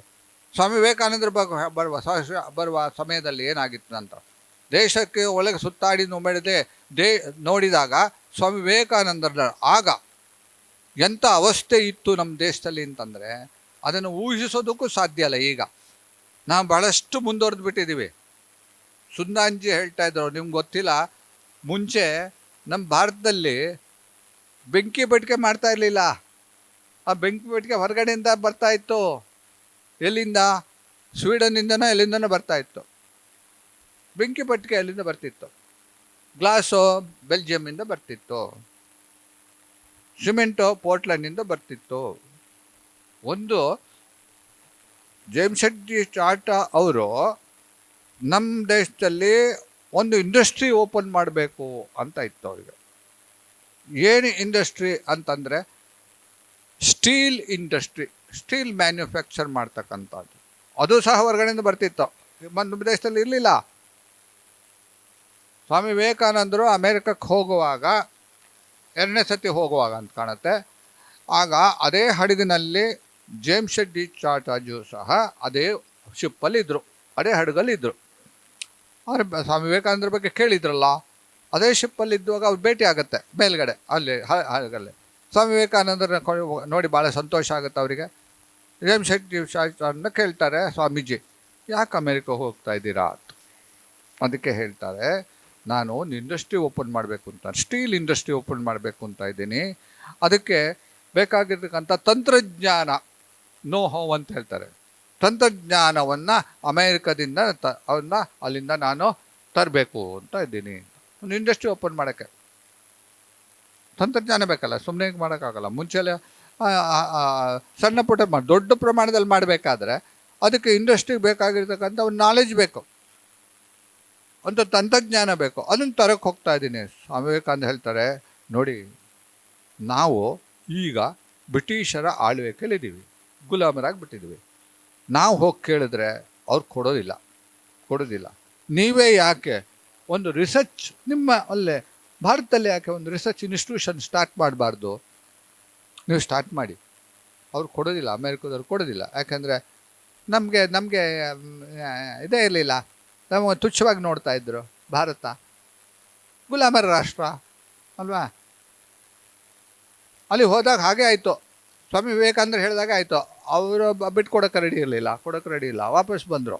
ಆಮೇಲೆ ಸ್ವಾಮಿ ವಿವೇಕಾನಂದರು ಹೇಳಿದ ನೆನಪಾಯ್ತು, ಸರಿಯಪ್ಪ ಅಂತ. ಆಮೇಲೆ ಅದಕ್ಕೆ ಒಂದು ರಿಸರ್ಚ್ ಇನ್ಸ್ಟಿಟ್ಯೂಷನ್ ಮಾಡೋದಕ್ಕೆ ಜಾಗ ಬೇಕಲ್ಲ, ಲ್ಯಾಂಡ್ ಬೇಕಲ್ಲ. ಬ್ರಿಟಿಷರು ಕೊಡಲೇ ಇಲ್ಲ. ಮೈಸೂರು ಮಹಾರಾಜರು ಬೆಂಗಳೂರಿನಲ್ಲಿ ಅಲ್ಲಿ ಎಷ್ಟೋ ಎಕರೆ, ಮೋರ್ ದೆನ್ 100 ಎಕರ್ಸ್ ಜಾಗವನ್ನು ಕೊಟ್ಟರು. ಅದೇ ಇಂಡಿಯನ್ ಇನ್ಸ್ಟಿಟ್ಯೂಟ್ ಆಫ್ ಸೈನ್ಸ್ ಅಂತ ಇದೆ, ಟಾಟಾ ಇನ್ಸ್ಟಿಟ್ಯೂಷನ್ ಇದೆಯಲ್ಲ, ಅದು ಸ್ವಾಮಿ ವಿವೇಕಾನಂದರ ಹೇಳಿದ ಪ್ರಕಾರ ಆರಂಭ ಮಾಡಿದ್ರು. ಟಾಟಾಜಿ ಅವರು ಸ್ವಾಮಿ ವಿವೇಕಾನಂದರಿಗೆ ಒಂದು ಲೆಟ್ರು ಬರೀತಾರೆ. ನಾವು ಅದರಲ್ಲಿ ನೀವು ಹೇಳಿದಾಗ ಶಿಪ್ಪಲ್ಲಿ ಹೋಗಿ ನಾವು ಭೇಟಿ ಮಾಡಿದ್ದೀವಿ, ನೀವು ಈಗ ಹೇಳಿದ್ರಿ, ನಾವೊಂದು ಇನ್ಸ್ಟಿಟ್ಯೂಷನ್ ಓಪನ್ ಮಾಡ್ತಾ ಇದ್ದೀನಿ, ಅದಕ್ಕೊಬ್ಬರು ಡೈರೆಕ್ಟರ್ ಬೇಕು. ಒಬ್ಬ ಡೈರೆಕ್ಟರ್ ಅಂದರೆ ನಡೆಸ್ತಕ್ಕಂಥ ಬುದ್ಧಿವಂತರಾಗಿರ್ತಕ್ಕಂಥ ಒಬ್ಬ ಒಬ್ಬ ಒಬ್ಬ ಡೈರೆಕ್ಟರ್ ಬೇಕು. ಅದು ನೀವಲ್ಲದೆ ಬೇರೆ ಇನ್ಯಾರು ಸರಿಸಮಾದವ್ರು ಯಾರಿಲ್ಲ, ನೀವು ಅದ್ರ ಡೈರೆಕ್ಟರ್ ಆಗಬೇಕು ಅಂತ ಲೆಟರ್ ಇದೆ ಅದು ಬೆಲ್ಲು ಬಿಡ್ದಲ್ಲ, ಲೆಟರ್ ಇದೆ. ಸ್ವಾಮಿ ವಿವೇಕಾನಂದರು ಅವರು ಮಾಡ್ತಾರೆ, ಇಲ್ಲ ನಾನು ಬರೋಕ್ಕಾಗಲ್ಲ, ಯಾಕಂದ್ರೆ ನನ್ನ ಪಾತ್ ಬೇರೆ ಅಂತ ಹೇಳಿ ಬರಲ್ಲ. ಅದು ಸ್ವಾಮಿ ವಿವೇಕಾನಂದರು ಒಪ್ಕೊಳ್ಳಿಲ್ಲ. ಅದಕ್ಕೆ ಇಂಡಿಯನ್ ಇನ್ಸ್ಟಿಟ್ಯೂಟ್ ಆರಂಭ ಆಗಿದ್ದು ಮೊದಲನೇದು ಇನ್ಸ್ಟಿಟ್ಯೂಷನ್ ನೆನ್ಪಿಟ್ಕೊಳ್ಳಿ. ಆವಾಗ ಸಣ್ಣ ಪುಟ್ಟದೇನೇ ಇತ್ತು, ಕಲ್ಕತ್ತದಲ್ಲಿ ಸಣ್ಣ ಪುಟ್ಟದ್ದು ಮೆಡಿಸಿನ್ತು ಅದೆಲ್ಲ ಮಾಡೋದು, ಕೆಮಿಕಲ್ ಏನೋ ಮಾಡೋದಿತ್ತು. ಅದು ಸಹ ದೊಡ್ಡ ಪ್ರಮಾಣದಲ್ಲಿ ಮಾಡೋಕ್ಕೆ ಬಿಡ್ತಾನೆ ಇರಲಿಲ್ಲ. ಬ್ರಿಟಿಷರು ಯಾವುದಕ್ಕೂ ಸಹ ಎಂಕರೇಜ್ ಮಾಡಲೇ ಇಲ್ಲ. ಎಲ್ಲ ಹೇಳಿದ್ರು ಅವರು ರೈಲ್ವೆ ಹಾಕ್ಕೊಟ್ಬಿಟ್ರು ಅಂತ ಅಲ್ವಾ. ನೆನಪಿಟ್ಕೊಳ್ಬೇಕು, ಅವ್ರು ರೈಲ್ವೆ ಹಾಕಿದ್ದು ಭಾರತ ಉದ್ಧಾರ ಆಗಲಿ ಅಂತ ಅಲ್ಲ, ನೆನಪಿಟ್ಕೊಳ್ಳಿ. ಮೊದಲನೇ ಸ್ವಾತಂತ್ರ್ಯ ಯುದ್ಧ ಆದಾಗ ಒಂದು ಕಡೆಯಿಂದ ಇನ್ನೊಂದು ಕಡೆಗೆ ಸೈನಿಕರನ್ನು ಸಾಗಿಸೋದು ಮತ್ತು ಯುದ್ಧಕ್ಕೆ ಬೇಕಾಗಿರ್ತಕ್ಕಂಥ ರೈಫಲ್ ಇತ್ಯಾದಿಗಳನ್ನು ಸಾಗಿಸೋದಕ್ಕೋಸ್ಕರ ಅದನ್ನು ಮಾಡಿದ್ರು. ನಮ್ಮ ಸುಂದಾಂಜಿ ಹೇಳ್ತಾ ಇದ್ರು, ಆ ಕಾಲದಲ್ಲಿ, ಆ ಹಳೆ ಕಾಲದಲ್ಲಿ ಟ್ರೈನ್ನಲ್ಲಿ ಕೂತ್ಕೊಂಡು ಹೋಗ್ತೀವಲ್ಲ ನೀವು, ಸೀಟಿನ ಒಂದು ಇದು ಬರ್ತು ಕೆಳಗಡೆ, ಅದರ ಅಡಿಯಲ್ಲಿ ಗನ್ ಇಡೋದಕ್ಕೆ ವ್ಯವಸ್ಥೆ ಇತ್ತು. ಗನ್ನನ್ನು ಇಟ್ಕೊಂಡು ಹೋಗೋ ವ್ಯವಸ್ಥೆ ಮಾಡಿದ್ದು. ಆ ಪರಿಸ್ಥಿತಿಯಲ್ಲಿ ಸ್ವಾಮಿ ವಿವೇಕಾನಂದರು ಅಷ್ಟು ಮಟ್ಟಿಗೆ ನಮ್ಮ ಬಗ್ಗೆ, ನಮ್ಮ ಸಂಸ್ಕೃತಿ ಬಗ್ಗೆ, ನಮ್ಮ ಇದ್ರ ಬಗ್ಗೆ ಕಂಪ್ಲೀಟ್ಲಿ ನಮ್ಮ ಮೇಲೆ ನಮ್ಮ ನಂಬಿಕೆ ಇಲ್ಲ, ಆತ್ಮಶ್ರದ್ಧೆ ಇರಲಿಲ್ಲ, ವಿದ್ಯಾಭ್ಯಾಸ ಇರಲಿಲ್ಲ. ನೀವು ವಿದ್ಯಾಭ್ಯಾಸ ಇರಲಿಲ್ಲ ಅಂತ ಹೇಳೋಕ್ಕಾಗಲ್ಲ, ಇತ್ತು. ಎಲ್ಲಿತ್ತು? ಬ್ರಿಟಿಷರು ಬರೋ ಮೊದಲು ಇತ್ತು, ನೆನ್ಪಿಟ್ಕೊಳ್ಬೇಕು. ಬೆಂಗಾಲಲ್ಲಿ ಅವರೇ ಹೇಳುವಾಗೆ 1,00,000 ಗುರುಕುಲಗಳಿದ್ವು. 1,00,000 ಗುರುಕುಲ, ಅದಕ್ಕೆ ಟೋಲ್ ಅಂತ ಕರೀತಾರೆ. 1,00,000 ಗುರುಕುಲ ಇತ್ತಂತೆ. ಆಮೇಲೆ ಅದನ್ನೆಲ್ಲ ಹೋಯ್ತು, ಅದೆಲ್ಲ ಹೊಟ್ಟೋಯ್ತು. ಅದೆಲ್ಲ ಹೋಗಿ ಆಮೇಲೆ ಇಂಗ್ಲೀಷ್ ವಿದ್ಯಾಭ್ಯಾಸ ಅವರು ಇಂಟ್ರೊಡ್ಯೂಸ್ ಮಾಡಿದರು. ಅದು ಒಳ್ಳೆತೋ ಕೆಟ್ಟದ್ದು ನಾನು ನಿಷ್ಕರ್ಷಣೆ ಮಾಡೋಕ್ಕೆ ಹೋಗೋದಿಲ್ಲ, ಆಯಿತಾ. ಏನೇ ಆ ಪರಿಸ್ಥಿತಿಯಲ್ಲಿ ದೇಶ ಎಲ್ಲ ಹೋದ ಮೇಲೆ ನಮ್ಮ ದೇಶದ ದುಸ್ಥಿತಿಯನ್ನು ನೋಡಿ ಅಲ್ಲ, ಅಂಥ ವೈಭವಯುಕ್ತವಾಗಿರ್ತಕ್ಕಂಥ ಭಾರತ, ವಿದೇಶದವರು ಇಲ್ಲಿಗೆ ಬರ್ತಾಯಿದ್ರು ಕಲಿಯೋದಕ್ಕೆ. ಎಷ್ಟು ಯೂನಿವರ್ಸಿಟಿ ಇತ್ತು ಗೊತ್ತಾ? ಇದೇ ಸ್ಟೇಜಲ್ಲಿ ಒಂದು ಕಾರ್ಯಕ್ರಮದಲ್ಲಿ ಇದೇ ಮಂಗಳೂರು ಯೂನಿವರ್ಸಿಟಿಯ ವೈಸ್ ಚಾನ್ಸಲರ್ ಅವರು ಬಂದು ಕೂತ್ಕೊಂಡಿದ್ದರು. ಅವರು ಉದ್ಘಾಟನೆ ಬಂದಾಗ ನಾನು ಅದು ಆರಂಭದ ಮಾತನ್ನಾಡುವಾಗ ಹೇಳಿದೆ, ನಮ್ಮ ದೇಶ ಹಿಂದೆ ವಿದೇಶದಿಂದ ಬರ್ತಾಯಿತ್ತು, ನಮ್ಮಲ್ಲಿ 2-3 ಯೂನಿವರ್ಸಿಟಿ ಇತ್ತು, ತಕ್ಷಶಿಲಾ 2-3 ಅಂತ ಹೇಳಿದೆ. ಅದಕ್ಕೆ ಅವರು ಹೇಳಿದ್ರು, ಇಲ್ಲ ಸ್ವಾಮೀಜಿ 33 ಯೂನಿವರ್ಸಿಟಿ ಇತ್ತು ಅಂತ. 33 ಯೂನಿವರ್ಸಿಟಿ ಇತ್ತು ಇಲ್ಲಿ. ಅವರು ಹೇಳಿದ್ರು 33 ಯೂನಿವರ್ಸಿಟಿ ಇತ್ತು, ಬೇರೆ ಬೇರೆ ಕಡೆಯಿಂದ ಬರ್ತಾಯಿದ್ರು ಕಲಿಯೋದಕ್ಕೆ ಅಂತ. ಬರ್ತಾಯಿದ್ರು ಕಲಿಯೋದಕ್ಕೆ. ಯೋಚನೆ ಮಾಡಿ, ಒಬ್ಬ ಕಳ್ಳ ಕನ್ನ ಹಾಕೋದು ಯಾರ ಮನೆಗೆ ಹಾಕ್ತಾನೆ? ಗುಡಿಸ್ಲಿಕ್ಕೆ ಹೋಗಿ ಕನ್ನ ಹಾಕ್ತಾನ? ಗುಡಿಸ್ಲು ಬಡವನ ಮನೆಗೆ ಕನ್ನ ಹಾಕ್ತಾನೆ ಹೋಗ್ತಾನಾ? ಇಲ್ಲ. ಯಾರ ಮನೇಲಿ ಚಿನ್ನ ಬೆಳ್ಳಿ ಜಾಸ್ತಿ ಇದೆ, ಶ್ರೀಮಂತನ ಮನೆ ಕನ್ನ ಹಾಕೋದು ಗೊತ್ತಲ್ಲ ನಿಮಗೆ? ಒಳಗಡೆ ತೂತು ಮಾಡಿ ಒಳಗಡೆ ಹೋಗಿ ರಾತ್ರಿ ಎಲ್ಲ ಮಲಗಿರುವಾಗ ಕೊಳ್ಳೆ ಹೊಡ್ಕೊಂಡು ಹೋಗ್ತಾ ಇದ್ರಲ್ಲ. ಹಾಗಾದರೆ ವಿದೇಶದಿಂದ ನಮ್ಮ ದೇಶಕ್ಕೆ ಬಂದರು ಅಂದರೆ ಹಿಂದೆ ಬರ್ದೊಂದು ಎಷ್ಟೇ 12 ಸತಿನೋ ಬಂದ್ರಂತಲ್ಲ. ಬಂದಿದ್ದು ಯಾಕೆ? ಬಡ ದೇಶ ಅಂತ ಬಂದ್ರಾ? ಅಲ್ಲ, ಇದು ಸಂಪದ್ಭರಿತವಾಗಿರ್ತಕ್ಕಂಥ ಭಾರತ ಉನ್ನತಿ ಆಗಿತ್ತು. ಗ್ರೀಕರ ಕಾಲದಲ್ಲಿ ಅವ್ರು ಹೇಳ್ತಾರೆ ಇಲ್ಲಿ ಬೇಕಾದಷ್ಟು ಬೆಳೆ ಆಗ್ತಾ ಇದೆ ಅಂತ. ಪರ್ವತದಿಂದ ನೀರು ಹರಿದು ಬರ್ತಾ ಇದ್ದ, ಅದು ನೀರನ್ನು ಉಪಯೋಗಿಸಿ ಅವರು ಬೆಳೆ ಬೆಳೀತಾ ಇದ್ದಾರೆ. ಸಂಪದ್ಭರಿತವಾಗಿತ್ತು, ಊಟಕ್ಕೆ ಇದು ಕಡಿಮೆ ಇರಲಿಲ್ಲ. ಆದರೆ ಬರ್ತಾ ಬರ್ತಾ ಬರ್ತಾ ವಿದೇಶಿ ನಮಗೆ ಒಳಗಡೆ ಒಳಗೆ ಜಗಳ ಆಡಿ ಏನೇನೋ ಆಗಿ ನಾವು ಪರದೇಶದ ಇದಾದ. ಸ್ವಾಮಿ ವಿವೇಕಾನಂದರು ಬಂದು ನಮ್ಮ ಶ್ರೇಷ್ಠತೆ ಏನು ಅನ್ನೋದನ್ನು ನಮಗೆ ತೋರಿಸ್ಕೊಟ್ಟಿದ್ದು ಹೇಗೆ ಗೊತ್ತಾ? ಅಮೇರಿಕಕ್ಕೆ ಹೋಗಿ ಅವರು ಸ್ವಾಮೀಜಿ ವಿವೇಕಾನಂದರು ಮಾತಾಡಿದ ಮೇಲೆ ಅಮೇರಿಕದಲ್ಲಿ ನಮ್ಮ ಆಧ್ಯಾತ್ಮಿಕ ಸಂಸ್ಕೃತಿ ಬಗ್ಗೆ ಅವರಿಗೆ ಪರಿಚಯ ಮಾಡಿಕೊಟ್ಟ ಮೇಲೆ ಪೇಪರಲ್ಲಿ ಬರ್ತಾ ಇತ್ತು ನೋಡಿ. ಪೇಪರ್ ಬಂತಲ್ಲ ಅವಾಗ, ಈ ಭಾರತಕ್ಕೆ ಹೇಳಿದಾಗ ಅಯ್ಯೋ ನಮ್ಮ ಕಡೆಯವರು ಒಬ್ಬರು ಅಲ್ಲಿ ಹೋಗಿ ಇಷ್ಟು ಪ್ರಸಿದ್ಧರಾದ್ರಲ್ಲ, ನಮ್ಮವರು ಪ್ರಸಿದ್ಧ ಆಗಿದ್ರಲ್ಲ. ಭಾರತ ತಿರುಗಿ ನೋಡ್ತು, ಅಲ್ಲಿ ನೋಡಿದ್ರೆ ಎಲ್ಲರೂ ಅವ್ರನ್ನ ಸ್ವಾಮಿ ವಿವೇಕಾನಂದ ಹೊಗಳ್ತಾ ಇರ್ತಕ್ಕಂಥ ಪೇಪರ್ ನ್ಯೂಸ್ ಎಲ್ಲ ಬರ್ತಾ ಇತ್ತು. ಹೊಟ್ಟೆ ಕಿಚ್ಚಿತ್ತು ತುಂಬ ಜನರಿಗೆ. ಅಲ್ಲಿ ಸುಲಭವಾಗಿ ಬಿಡಲಿಲ್ಲ. ಮಿಷನರೀಸ್ ಇದಾರಲ್ಲ ಅವರೆಲ್ಲ ಸ್ವಾಮಿ ವಿವೇಕಾನಂದನ ಕಂಪ್ಲೀಟ್ಲಿ ಡೌನ್ ಮಾಡೋಕ್ಕೆ ಏನೆಲ್ಲ ಮಾಡಿದ್ರು. ಆದರೆ ಅವ್ರಿಗೆ ಗಟ್ಟಿಯಾಗಿ ಅವ್ರಿಗೆ ಸಪೋರ್ಟ್ ಕೊಟ್ಟವರು ಅಮೇರಿಕದ ಮಹಿಳೆಯರು. ಸ್ವಾಮಿ ವಿವೇಕಾನಂದ ಅಮೇರಿಕದ ಮಹಿಳೆಯರು. ಅವ್ರು ಯಾರು ಸ್ವಾಮಿ ವಿವೇಕಾನಂದ ವಿರುದ್ಧ ಬರೆದ್ರೆ ಅದಕ್ಕೆ ವಿರುದ್ಧವಾಗಿ ಅವರು ಬರಿತಾಯಿದ್ರು, ಪೇಪರಿಗೆ ಬರೆದು ಹಾಕ್ತಾಯಿದ್ರು. ಸ್ವಾಮಿ ವಿವೇಕಾನಂದ ವ್ಯಕ್ತಿತ್ವ ಏನು ಅಂತ ನಿಮಗೆ ಗೊತ್ತಾಗಬೇಕು ಅಂತಿದ್ರೆ ನೀವು ಮೇರಿ ಲೂಯಿಸ್ ಬರ್ಕ್ ಎನ್ನುವ ಒಬ್ಬ ಅಮೇರಿಕದ ಅವರು ಭಕ್ತ, ರಾಮಕೃಷ್ಣ ವಿವೇಕಾನಂದರ ಭಕ್ತರೊಬ್ಬರು ಬರೆದಿದ್ದಾರೆ, Swami Vivekananda in America new discoveries ಅಂತ. ಸುಮಾರು 6 ವಾಲ್ಯೂಮ್ ಇರ್ತಕ್ಕಂಥ ಪುಸ್ತಕ. ನೀವು ಅದು ಓದಿದ್ರೆ ಸ್ವಾಮಿ ವಿವೇಕಾನಂದರು ಏನು ಮಾಡಿದ್ರು ನಮ್ಮ ದೇಶಕ್ಕೆ ಅಂತ ನಿಮ್ಗೆ ಅರ್ಥ. ಅವರ ವ್ಯಕ್ತಿತ್ವ ಏನು, ಎಷ್ಟು ಫೈಟ್ ಮಾಡಬೇಕಾಯ್ತು ಒಬ್ಬೊಂಟಿಗನಾಗಿ. ಯಾವ ಕಾಲ ಅದು? ಇಲ್ಲಿಂದ ನೀವು ಪರದೇಶಕ್ಕೆ ಸಮುದ್ರ ದಾಟಿದ್ರೆ ಹೋಯ್ತು, ನಿಮ್ಮ ಧರ್ಮ ಹೋಯ್ತು, ಎಲ್ಲ ಹೋಯ್ತು ಅಂತ, ನರಕಕ್ಕೆ ಹೋಗ್ತೀರಿ ಅನ್ನೋ ಭಾವನೆ ಇರ್ತಕ್ಕಂಥ ಆ ಸಮಯದಲ್ಲಿ ಸ್ವಾಮಿ ವಿವೇಕಾನಂದರು ವಿದೇಶಕ್ಕೆ ಹೋಗೋದಕ್ಕೆ ನಿರ್ಧಾರ ಮಾಡಿದ್ರು. ಅಪೋಸ್ ಮಾಡಿದ್ರು. ಎಷ್ಟು ಜನ? ತುಂಬ ಜನ ಅಪೋಸ್ ಮಾಡಿದ್ರು. ಶ್ರೀರಾಮಕೃಷ್ಣರೇ ಕನಸಲ್ಲಿ ಬಂದ್ಬಿಟ್ಟು ಸಮುದ್ರದ ಅಲೆ ಮೇಲೆ ನಡೀತಾ ನರೇಂದ್ರ ಬಾನ ಅಂತ ಕರೆದ್ರು. ಆದರೂ ಡೌಟ್ ಇತ್ತು. ಕೊನೆಗೆ ಯಾರು ಆ ಡೌಟನ್ನ ಕ್ಲಿಯರ್ ಮಾಡಿದ್ರು ಅಂದರೆ ಶ್ರೀಮಾತೆ ಶಾರದಾ ದೇವಿಯರು. ಅವ್ರಿಗೆ ಒಂದು ಲೆಟ್ರ್ ಬರೀತಾರೆ. ಶ್ರೀಮಾತೆ ಅವ್ರು ಹೇಳ್ತಾರೆ, ಇಲ್ಲ ನೀನು ಹೋಗಬೇಕು, ಶ್ರೀರಾಮಕೃಷ್ಣರೇ ನಿಂಗೆ ಹೋಗಿ ಬಾ ಅಂತೆಲ್ಲ ಆಶೀರ್ವಾದ ಮಾಡ್ತಾರೆ. ಆಮೇಲೆ ಹೇಳ್ತಾರೆ, ನೋಡಿ ಶ್ರೀಮಾತೆಯವರು ನನಗೆ ಆಶೀರ್ವಾದ ಮಾಡಿದ್ರಿಂದ ನಾನು ಇಲ್ಲಿ ವಿಜಯವನ್ನು ಸಾಧಿಸಿದ್ದೀನಿ ಅಂತ ಹೇಳ್ತಾರೆ. ಹಾಗೆ ನಮ್ಮ ವಿದೇಶಕ್ಕೆ ಹೋಗಿದ ಮೇಲೆ ಆವಾಗ ಸ್ವಾಮಿ ವಿವೇಕಾನಂದರ ಮಾತಿನಿಂದ ವಾಪಸ್ ಬಂದಮೇಲೆ ಕೊಲಂಬೋ ಟು ಅಲ್ಮರಾ ಅಂತ ಒಂದು ಪುಸ್ತಕ ಇದೆ, ಅದು ಓದಿ. ಕೊಲಂಬೋದಿಂದ ಇಳಿದಿಂದ ಅಲ್ಲಿ ಅಲ್ಮೋರ ತನಕ ಅನೇಕ ಕಡೆ ಸ್ವಾಮಿ ವಿವೇಕಾನಂದರು ಭಾಷಣ ಮಾಡಿದ್ದಾರೆ. ಎಂಥ ಪವರ್ಫುಲ್ ಭಾಷಣ ಅಂತಂದರೆ ನಮ್ಮ ದೇಶದ ಬಗ್ಗೆ, ನಮ್ಮ ಸಂಸ್ಕೃತಿ ಬಗ್ಗೆ, ನಮ್ಮ ನ್ಯೂನತೆಯ ಬಗ್ಗೆ ಸ್ವಾಮಿ ವಿವೇಕಾನಂದ ನಮಗೆ ತೋರಿಸ್ಕೊಟ್ರು. ಆಗ ಭಾರತ ಎಚ್ಚೆತ್ತಗೊಂಡು ಅವ್ರು ಬರೀತಾರೆ ಒಂದು ಕಡೆ, ದೀರ್ಘಕಾಲವಾಗಿ ನಿದ್ದೆ ಮಾಡ್ತಾ ಇರ್ತಕ್ಕಂಥ ಈಗ ಭಾರತಾಂಬೆ ಎಚ್ಚೆತ್ತು ತನ್ನ ಸಿಂಹಾಸನದ ಮೇಲೆ ಕೂತ್ಕೊಂಡಿದ್ದಾರೆ.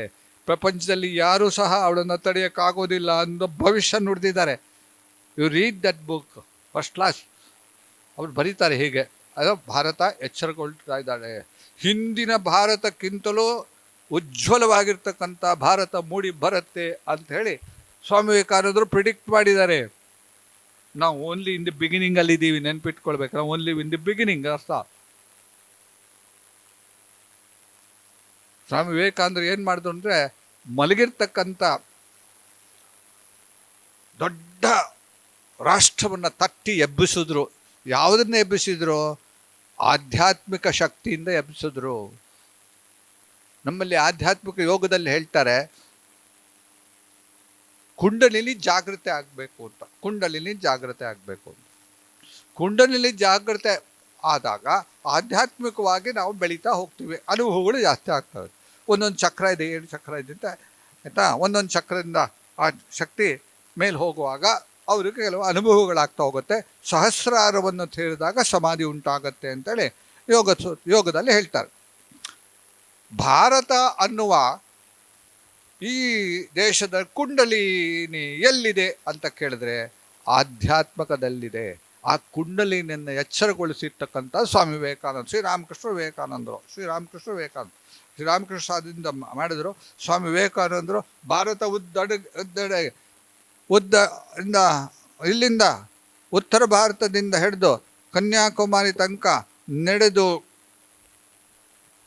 ಎಲ್ಲೆಲ್ಲಿ ಸ್ವಾಮಿ ವಿವೇಕಾನಂದರು ಉಳ್ಕೊಂಡಿದ್ದು ಅನೇಕ ಜಾಗದಲ್ಲಿ ಅದು ಪವಿತ್ರವಾಗಿರ್ತಕ್ಕಂಥ ಸ್ಥಾನವಾಗಿದೆ. ಯಾಕೆ ಅಂತಂದರೆ ಅಸಾಧಾರಣವಾಗಿರ್ತಕ್ಕಂಥ ಆಧ್ಯಾತ್ಮಿಕ ವ್ಯಕ್ತಿತ್ವ ಉಳ್ಳವರು ಸ್ವಾಮಿ ವಿವೇಕಾನಂದರು.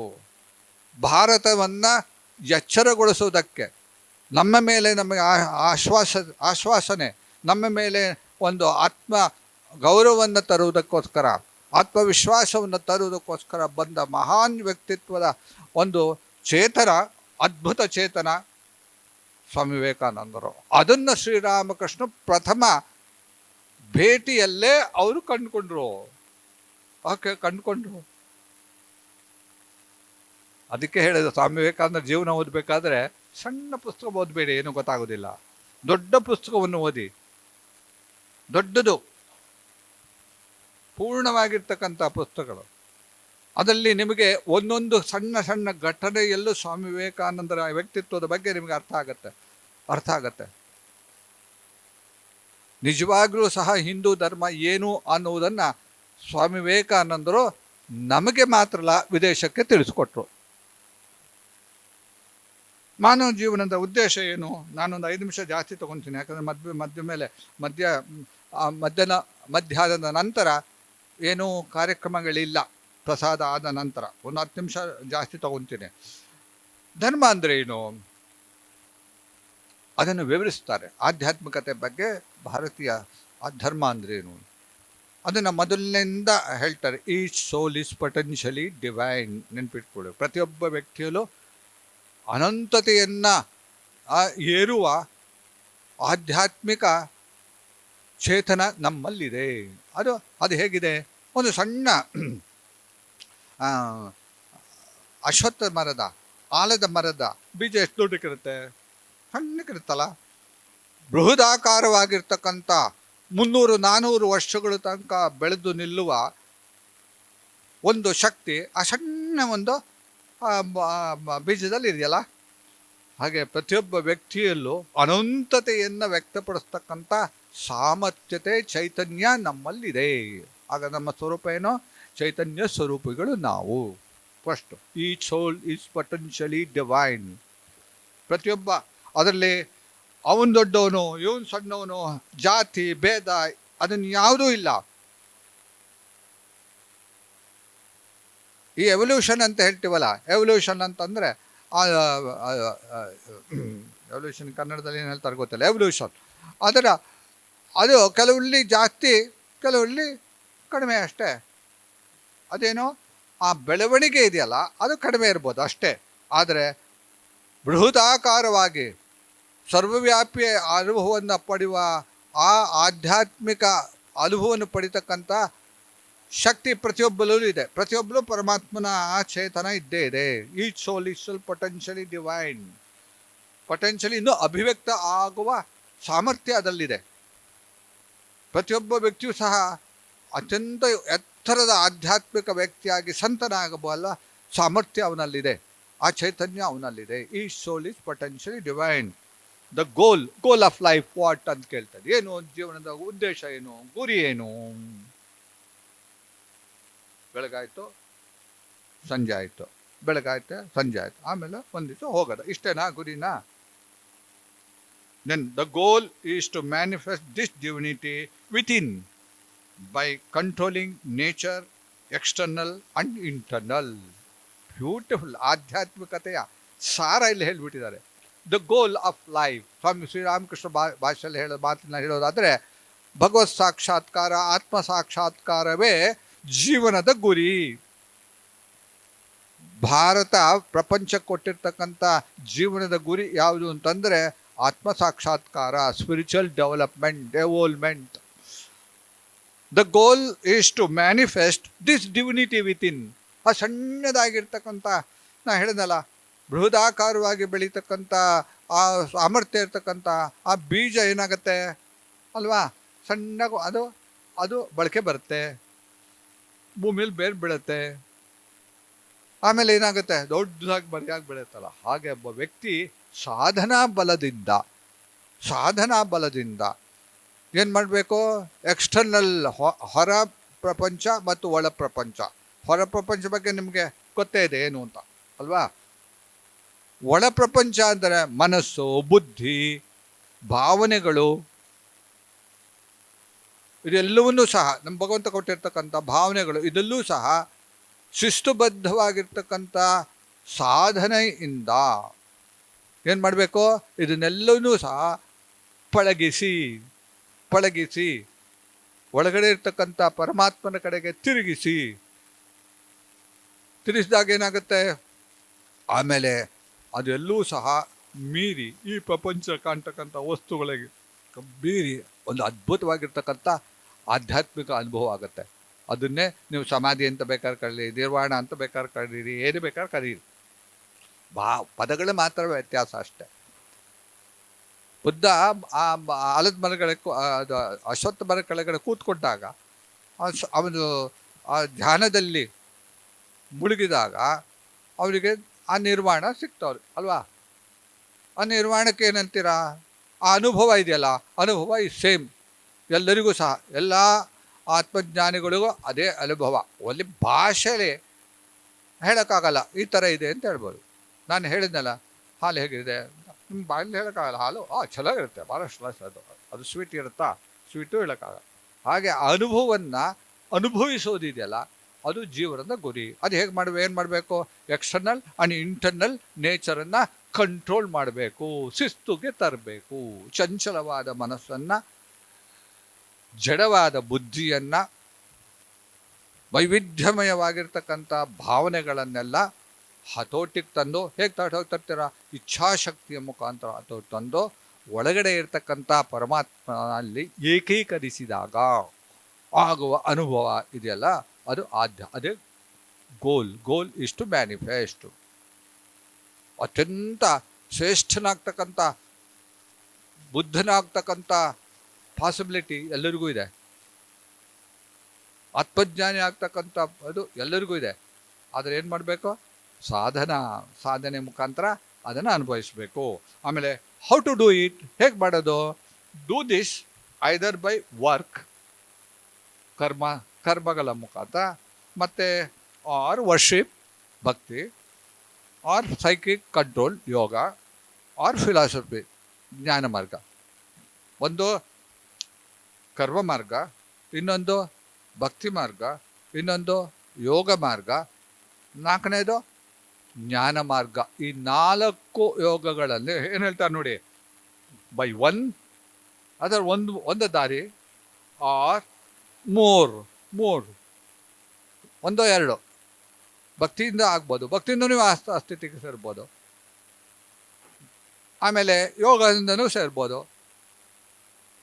ಕರ್ಮ ಫಲವನ್ನು ತ್ಯಾಗ ಮಾಡಿ, ಕರ್ಮವನ್ನು ಭಗವಂತನಿಗೆ ಅರ್ಪಣೆ ಮಾಡಿ, ಈಶ್ವರ ಅರ್ಪಣ ಬುದ್ಧಿಯ ಕೃಷ್ಣ ಭಗವದ್ಗೀತೆಯಲ್ಲಿ ಹೇಳಿದನಲ್ಲ ಕರ್ಮಯೋಗ, ಅದ್ರ ಮುಖಾಂತರ ಸಹ ನೀವು ಹೋಗಿ ಪರಮಾತ್ಮನನ್ನು ಸೇರ್ಕೊಬೋದು, ಆ ಉನ್ನತ ಸ್ಥಿತಿಗೆ ಸೇರ್ಬೋದು. ಆ್ಯಂಡ್ ಆಲ್ ಆಫ್ ದಿಸ್ ಎಲ್ಲ ಒಟ್ಟಿಗೆ ಸೇರಿ ಒಂದೊಂದಲ್ಲೂ ಆಗುತ್ತೆ, ಎಲ್ಲ ಒಟ್ಟಿಗೆ ಸೇರಿ ನಿಜವಾಗ್ಲೂ ನೋಡೋಕ್ಕಾದ್ರೆ ಎಲ್ಲವೂ ಒಂದರಲ್ಲೂ ಪ್ರತಿಯೊಂದರಲ್ಲೂ ಸಹ ಎಲ್ಲವೂ ಅಡಕವಾಗಿದೆ. All of this and be free. ಸ್ವಾತಂತ್ರ್ಯವನ್ನು ಗಳಿಸ್ಕೊಳ್ಳಿ. ಸ್ವಾತಂತ್ರ್ಯ ಈಗ ಸಿಕ್ಕಿಲ್ವ ನಿಮಗೆ ಸ್ವಾತಂತ್ರ್ಯ? ಆ ಸ್ವಾತಂತ್ರ್ಯ ಅಲ್ಲ, ಆಂತರಿಕವಾಗಿರ್ತಕ್ಕಂಥ ಸ್ವಾತಂತ್ರ್ಯ, ಬಿಡುಗಡೆ, ಬಂಧನದಿಂದ ಬಿಡುಗಡೆ. ಆ ಬಂಧನ ಅಂದ್ರೇನು? ವರೀಸ್ ಅಲ್ಲ, ವರೀಸ್ ಆಸೆ, ಆಕಾಂಕ್ಷೆ, ಆಮೇಲೆ ಅದಲ್ಲದೆ ಏನೋ ನಿರಾಸೆ ಇದ್ದಿದ್ದು, ತೃಪ್ತಿ ಇಲ್ಲ, ಅತೃಪ್ತಿ ಅನ್ನೋದೊಂದಿದೆ ನೋಡಿ, ಅತೃಪ್ತಿ, ಇದೆಲ್ಲವೂ ಬಂದುವೆ. ಈ ಬಂಧನದಿಂದ ಪಾರಾದಾಗ ಆ ಅವಸ್ಥೆನೇ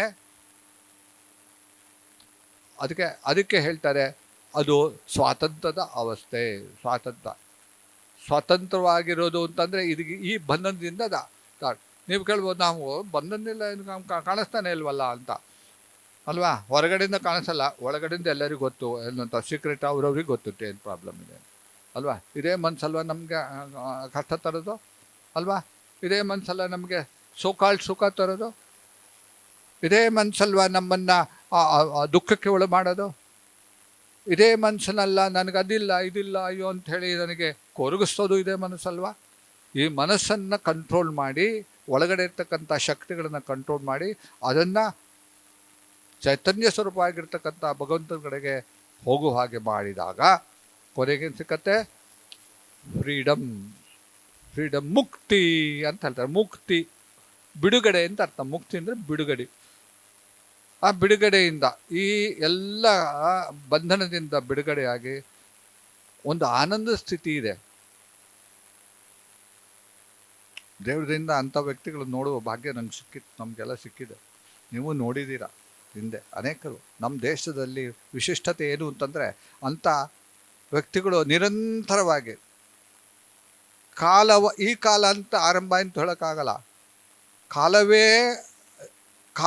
ಆ ಕಾಲವನ್ನು ಸಹ ನಾವು ಗುಡಿಸೋದಕ್ಕೆ ಆಗ್ತಾ ಇರ್ತಕ್ಕಂಥ ಆ ಕಾಲದಿಂದ ಹಿಡಿದು ಈಗಲೂ ತನಕ ಅಂಥ ಮಹಾತ್ಮರಿಗೆ ಜನ್ಮ ಕೊಟ್ಟ ಭೂಮಿ ನಮ್ಮ ಭಾರತ.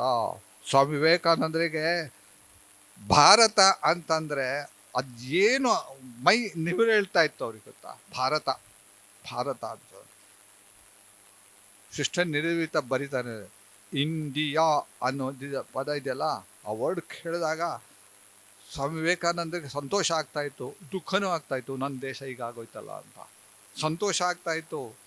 ಆಮೇಲೆ ಅವ್ರು ಹೇಳ್ತಾರೆ ಅದು ಭಾರತದ ಮೇಲೆ ಅವ್ರಿಗೆ ಒಂದು ಅದ್ಭುತವಾಗಿರ್ತಕ್ಕಂಥ ಒಂದು ಪ್ರೌಡ್ ಅಂತ ಹೇಳ್ತಾರಲ್ಲ, ಅದ್ರ ಮೇಲೆ ಒಂದು ಪ್ರೌಡ್, ನಾನು ಭಾರತಕ್ಕೆ ಸೇರಿದನು ಅನ್ನುವ ಅದು ಅನುಭವ ಆಗ್ತಾಯಿತ್ತು ಅಂತ. ಎಲ್ಲವೂ ಭಾವನೆ, ಎಲ್ಲ ಥರದ ಆ ಎಮೋಷನ್ಸ್ ಅದರಲ್ಲಿ ಭಾರತ ಅನ್ನೋ ಪದದಲ್ಲಿ ಅಷ್ಟೊಂದಿದಿತ್ತು.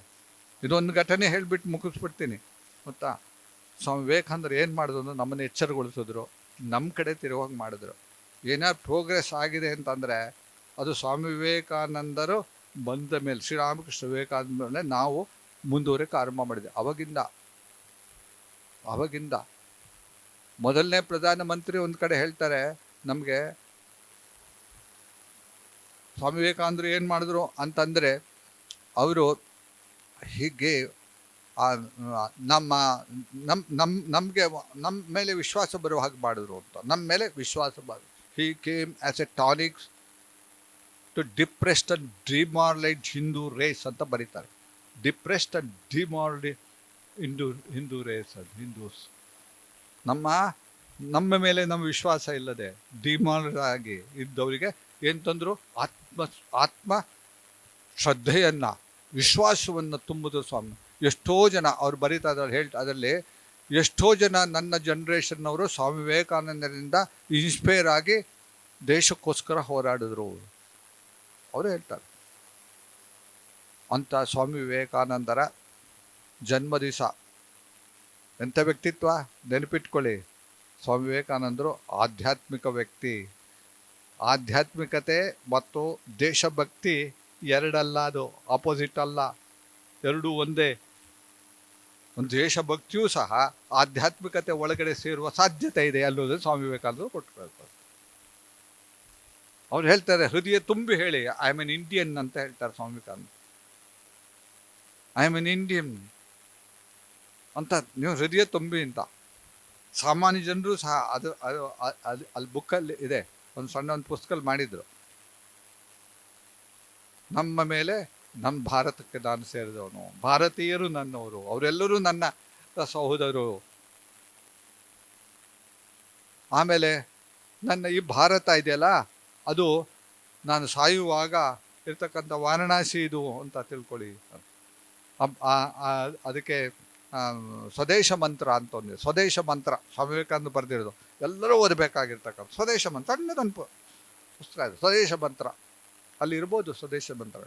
ಸ್ವಾಮಿ ವಿವೇಕಾನಂದ 150ನೇ ವರ್ಷದ ಸಮಯದಲ್ಲಿ ಈ ಸ್ವದೇಶ ಮಂತ್ರವನ್ನು ಸಾವಿರಾರು ಕಾಪಿ ಮಾಡಿ ನಾವು ಹಂಚಿದ್ದೀವಿ. ಸ್ವದೇಶ ಮಂತ್ರ ಇಂಗ್ಲೀಷಲ್ಲಿ, ಕನ್ನಡದಲ್ಲೂ ಸ್ವದೇಶ ಮಂತ್ರ ಅಂತ ಹೇಳ್ತಾ, ಅಂಥ ಪವಿತ್ರ ಚೇತನರ 164ನೇ ಜನ್ಮ ದಿವಸ ಸ್ವಾಮಿ ವಿವೇಕಾನಂದರಿಗೆ ನಾವು ಕೊಡ್ತಕ್ಕಂಥದ್ದು ಗೌರವ ಏನು ಅಂತಂದರೆ, feel that we are Indians, feel that we are Indians. ನಾವು ಭಾರತೀಯರು, ನಮ್ಮ ಧರ್ಮ ವಿಶಾಲವಾಗಿರ್ತಕ್ಕಂಥದ್ದು ಅಂತ ಹೇಳ್ತಾ ಸ್ವಾಮಿ ವಿವೇಕಾನಂದರಿಗೆ ಪುನಃ ಪ್ರಣಾಮ ಸಲ್ಲಿಸುತ್ತಾ ನಾನು 2 ಮಾತನ್ನು ಮುಗಿಸಿದ. ಟೈಮ್ ಜಾಸ್ತಿ ತೊಗೊಂಡ್ಬಿಟ್ಟೆ. ನಾನು ಹೇಳ್ತಾ ಹೋದರೆ ಇನ್ನೂ ತುಂಬ ಇದೆ ಸ್ವಾಮಿ ವಿವೇಕಾನಂದ ಬಗ್ಗೆ ಹೇಳೋಕ್ಕೆ ಇದಿಲ್ಲ ಅಂತ ಹೇಳ್ತಾ, ನಮ ಶ್ರೀ ಅಧಿರಾಜಾಯ ವಿವೇಕಾನಂದ ಸೂರಯೇ ಸಚ್ಚಿತ್ಸುಖ ಸ್ವರೂಪಾಯ ಸ್ವಾಮಿನೇ ತ್ವಾಪಹಾರಿಣೇ ನಾಕಾದಿಲೋಕಂ ಸುಖದಂ ಚ ದಿವ್ಯಂ ಸುರಮ್ಯಮೈಶ್ವರ್ಯಮಹಂ ನ ಯಾಚೆ ಹೃದಾಸನೆ ತ್ವಂ ಕೃಪಯಾ ಸದಾ ವೈ ವಸೇತಿ ಯಾಚೆ ಭುವಿ ರಾಮಕೃಷ್ಣ. ಜಯ ರಾಮಕೃಷ್ಣ.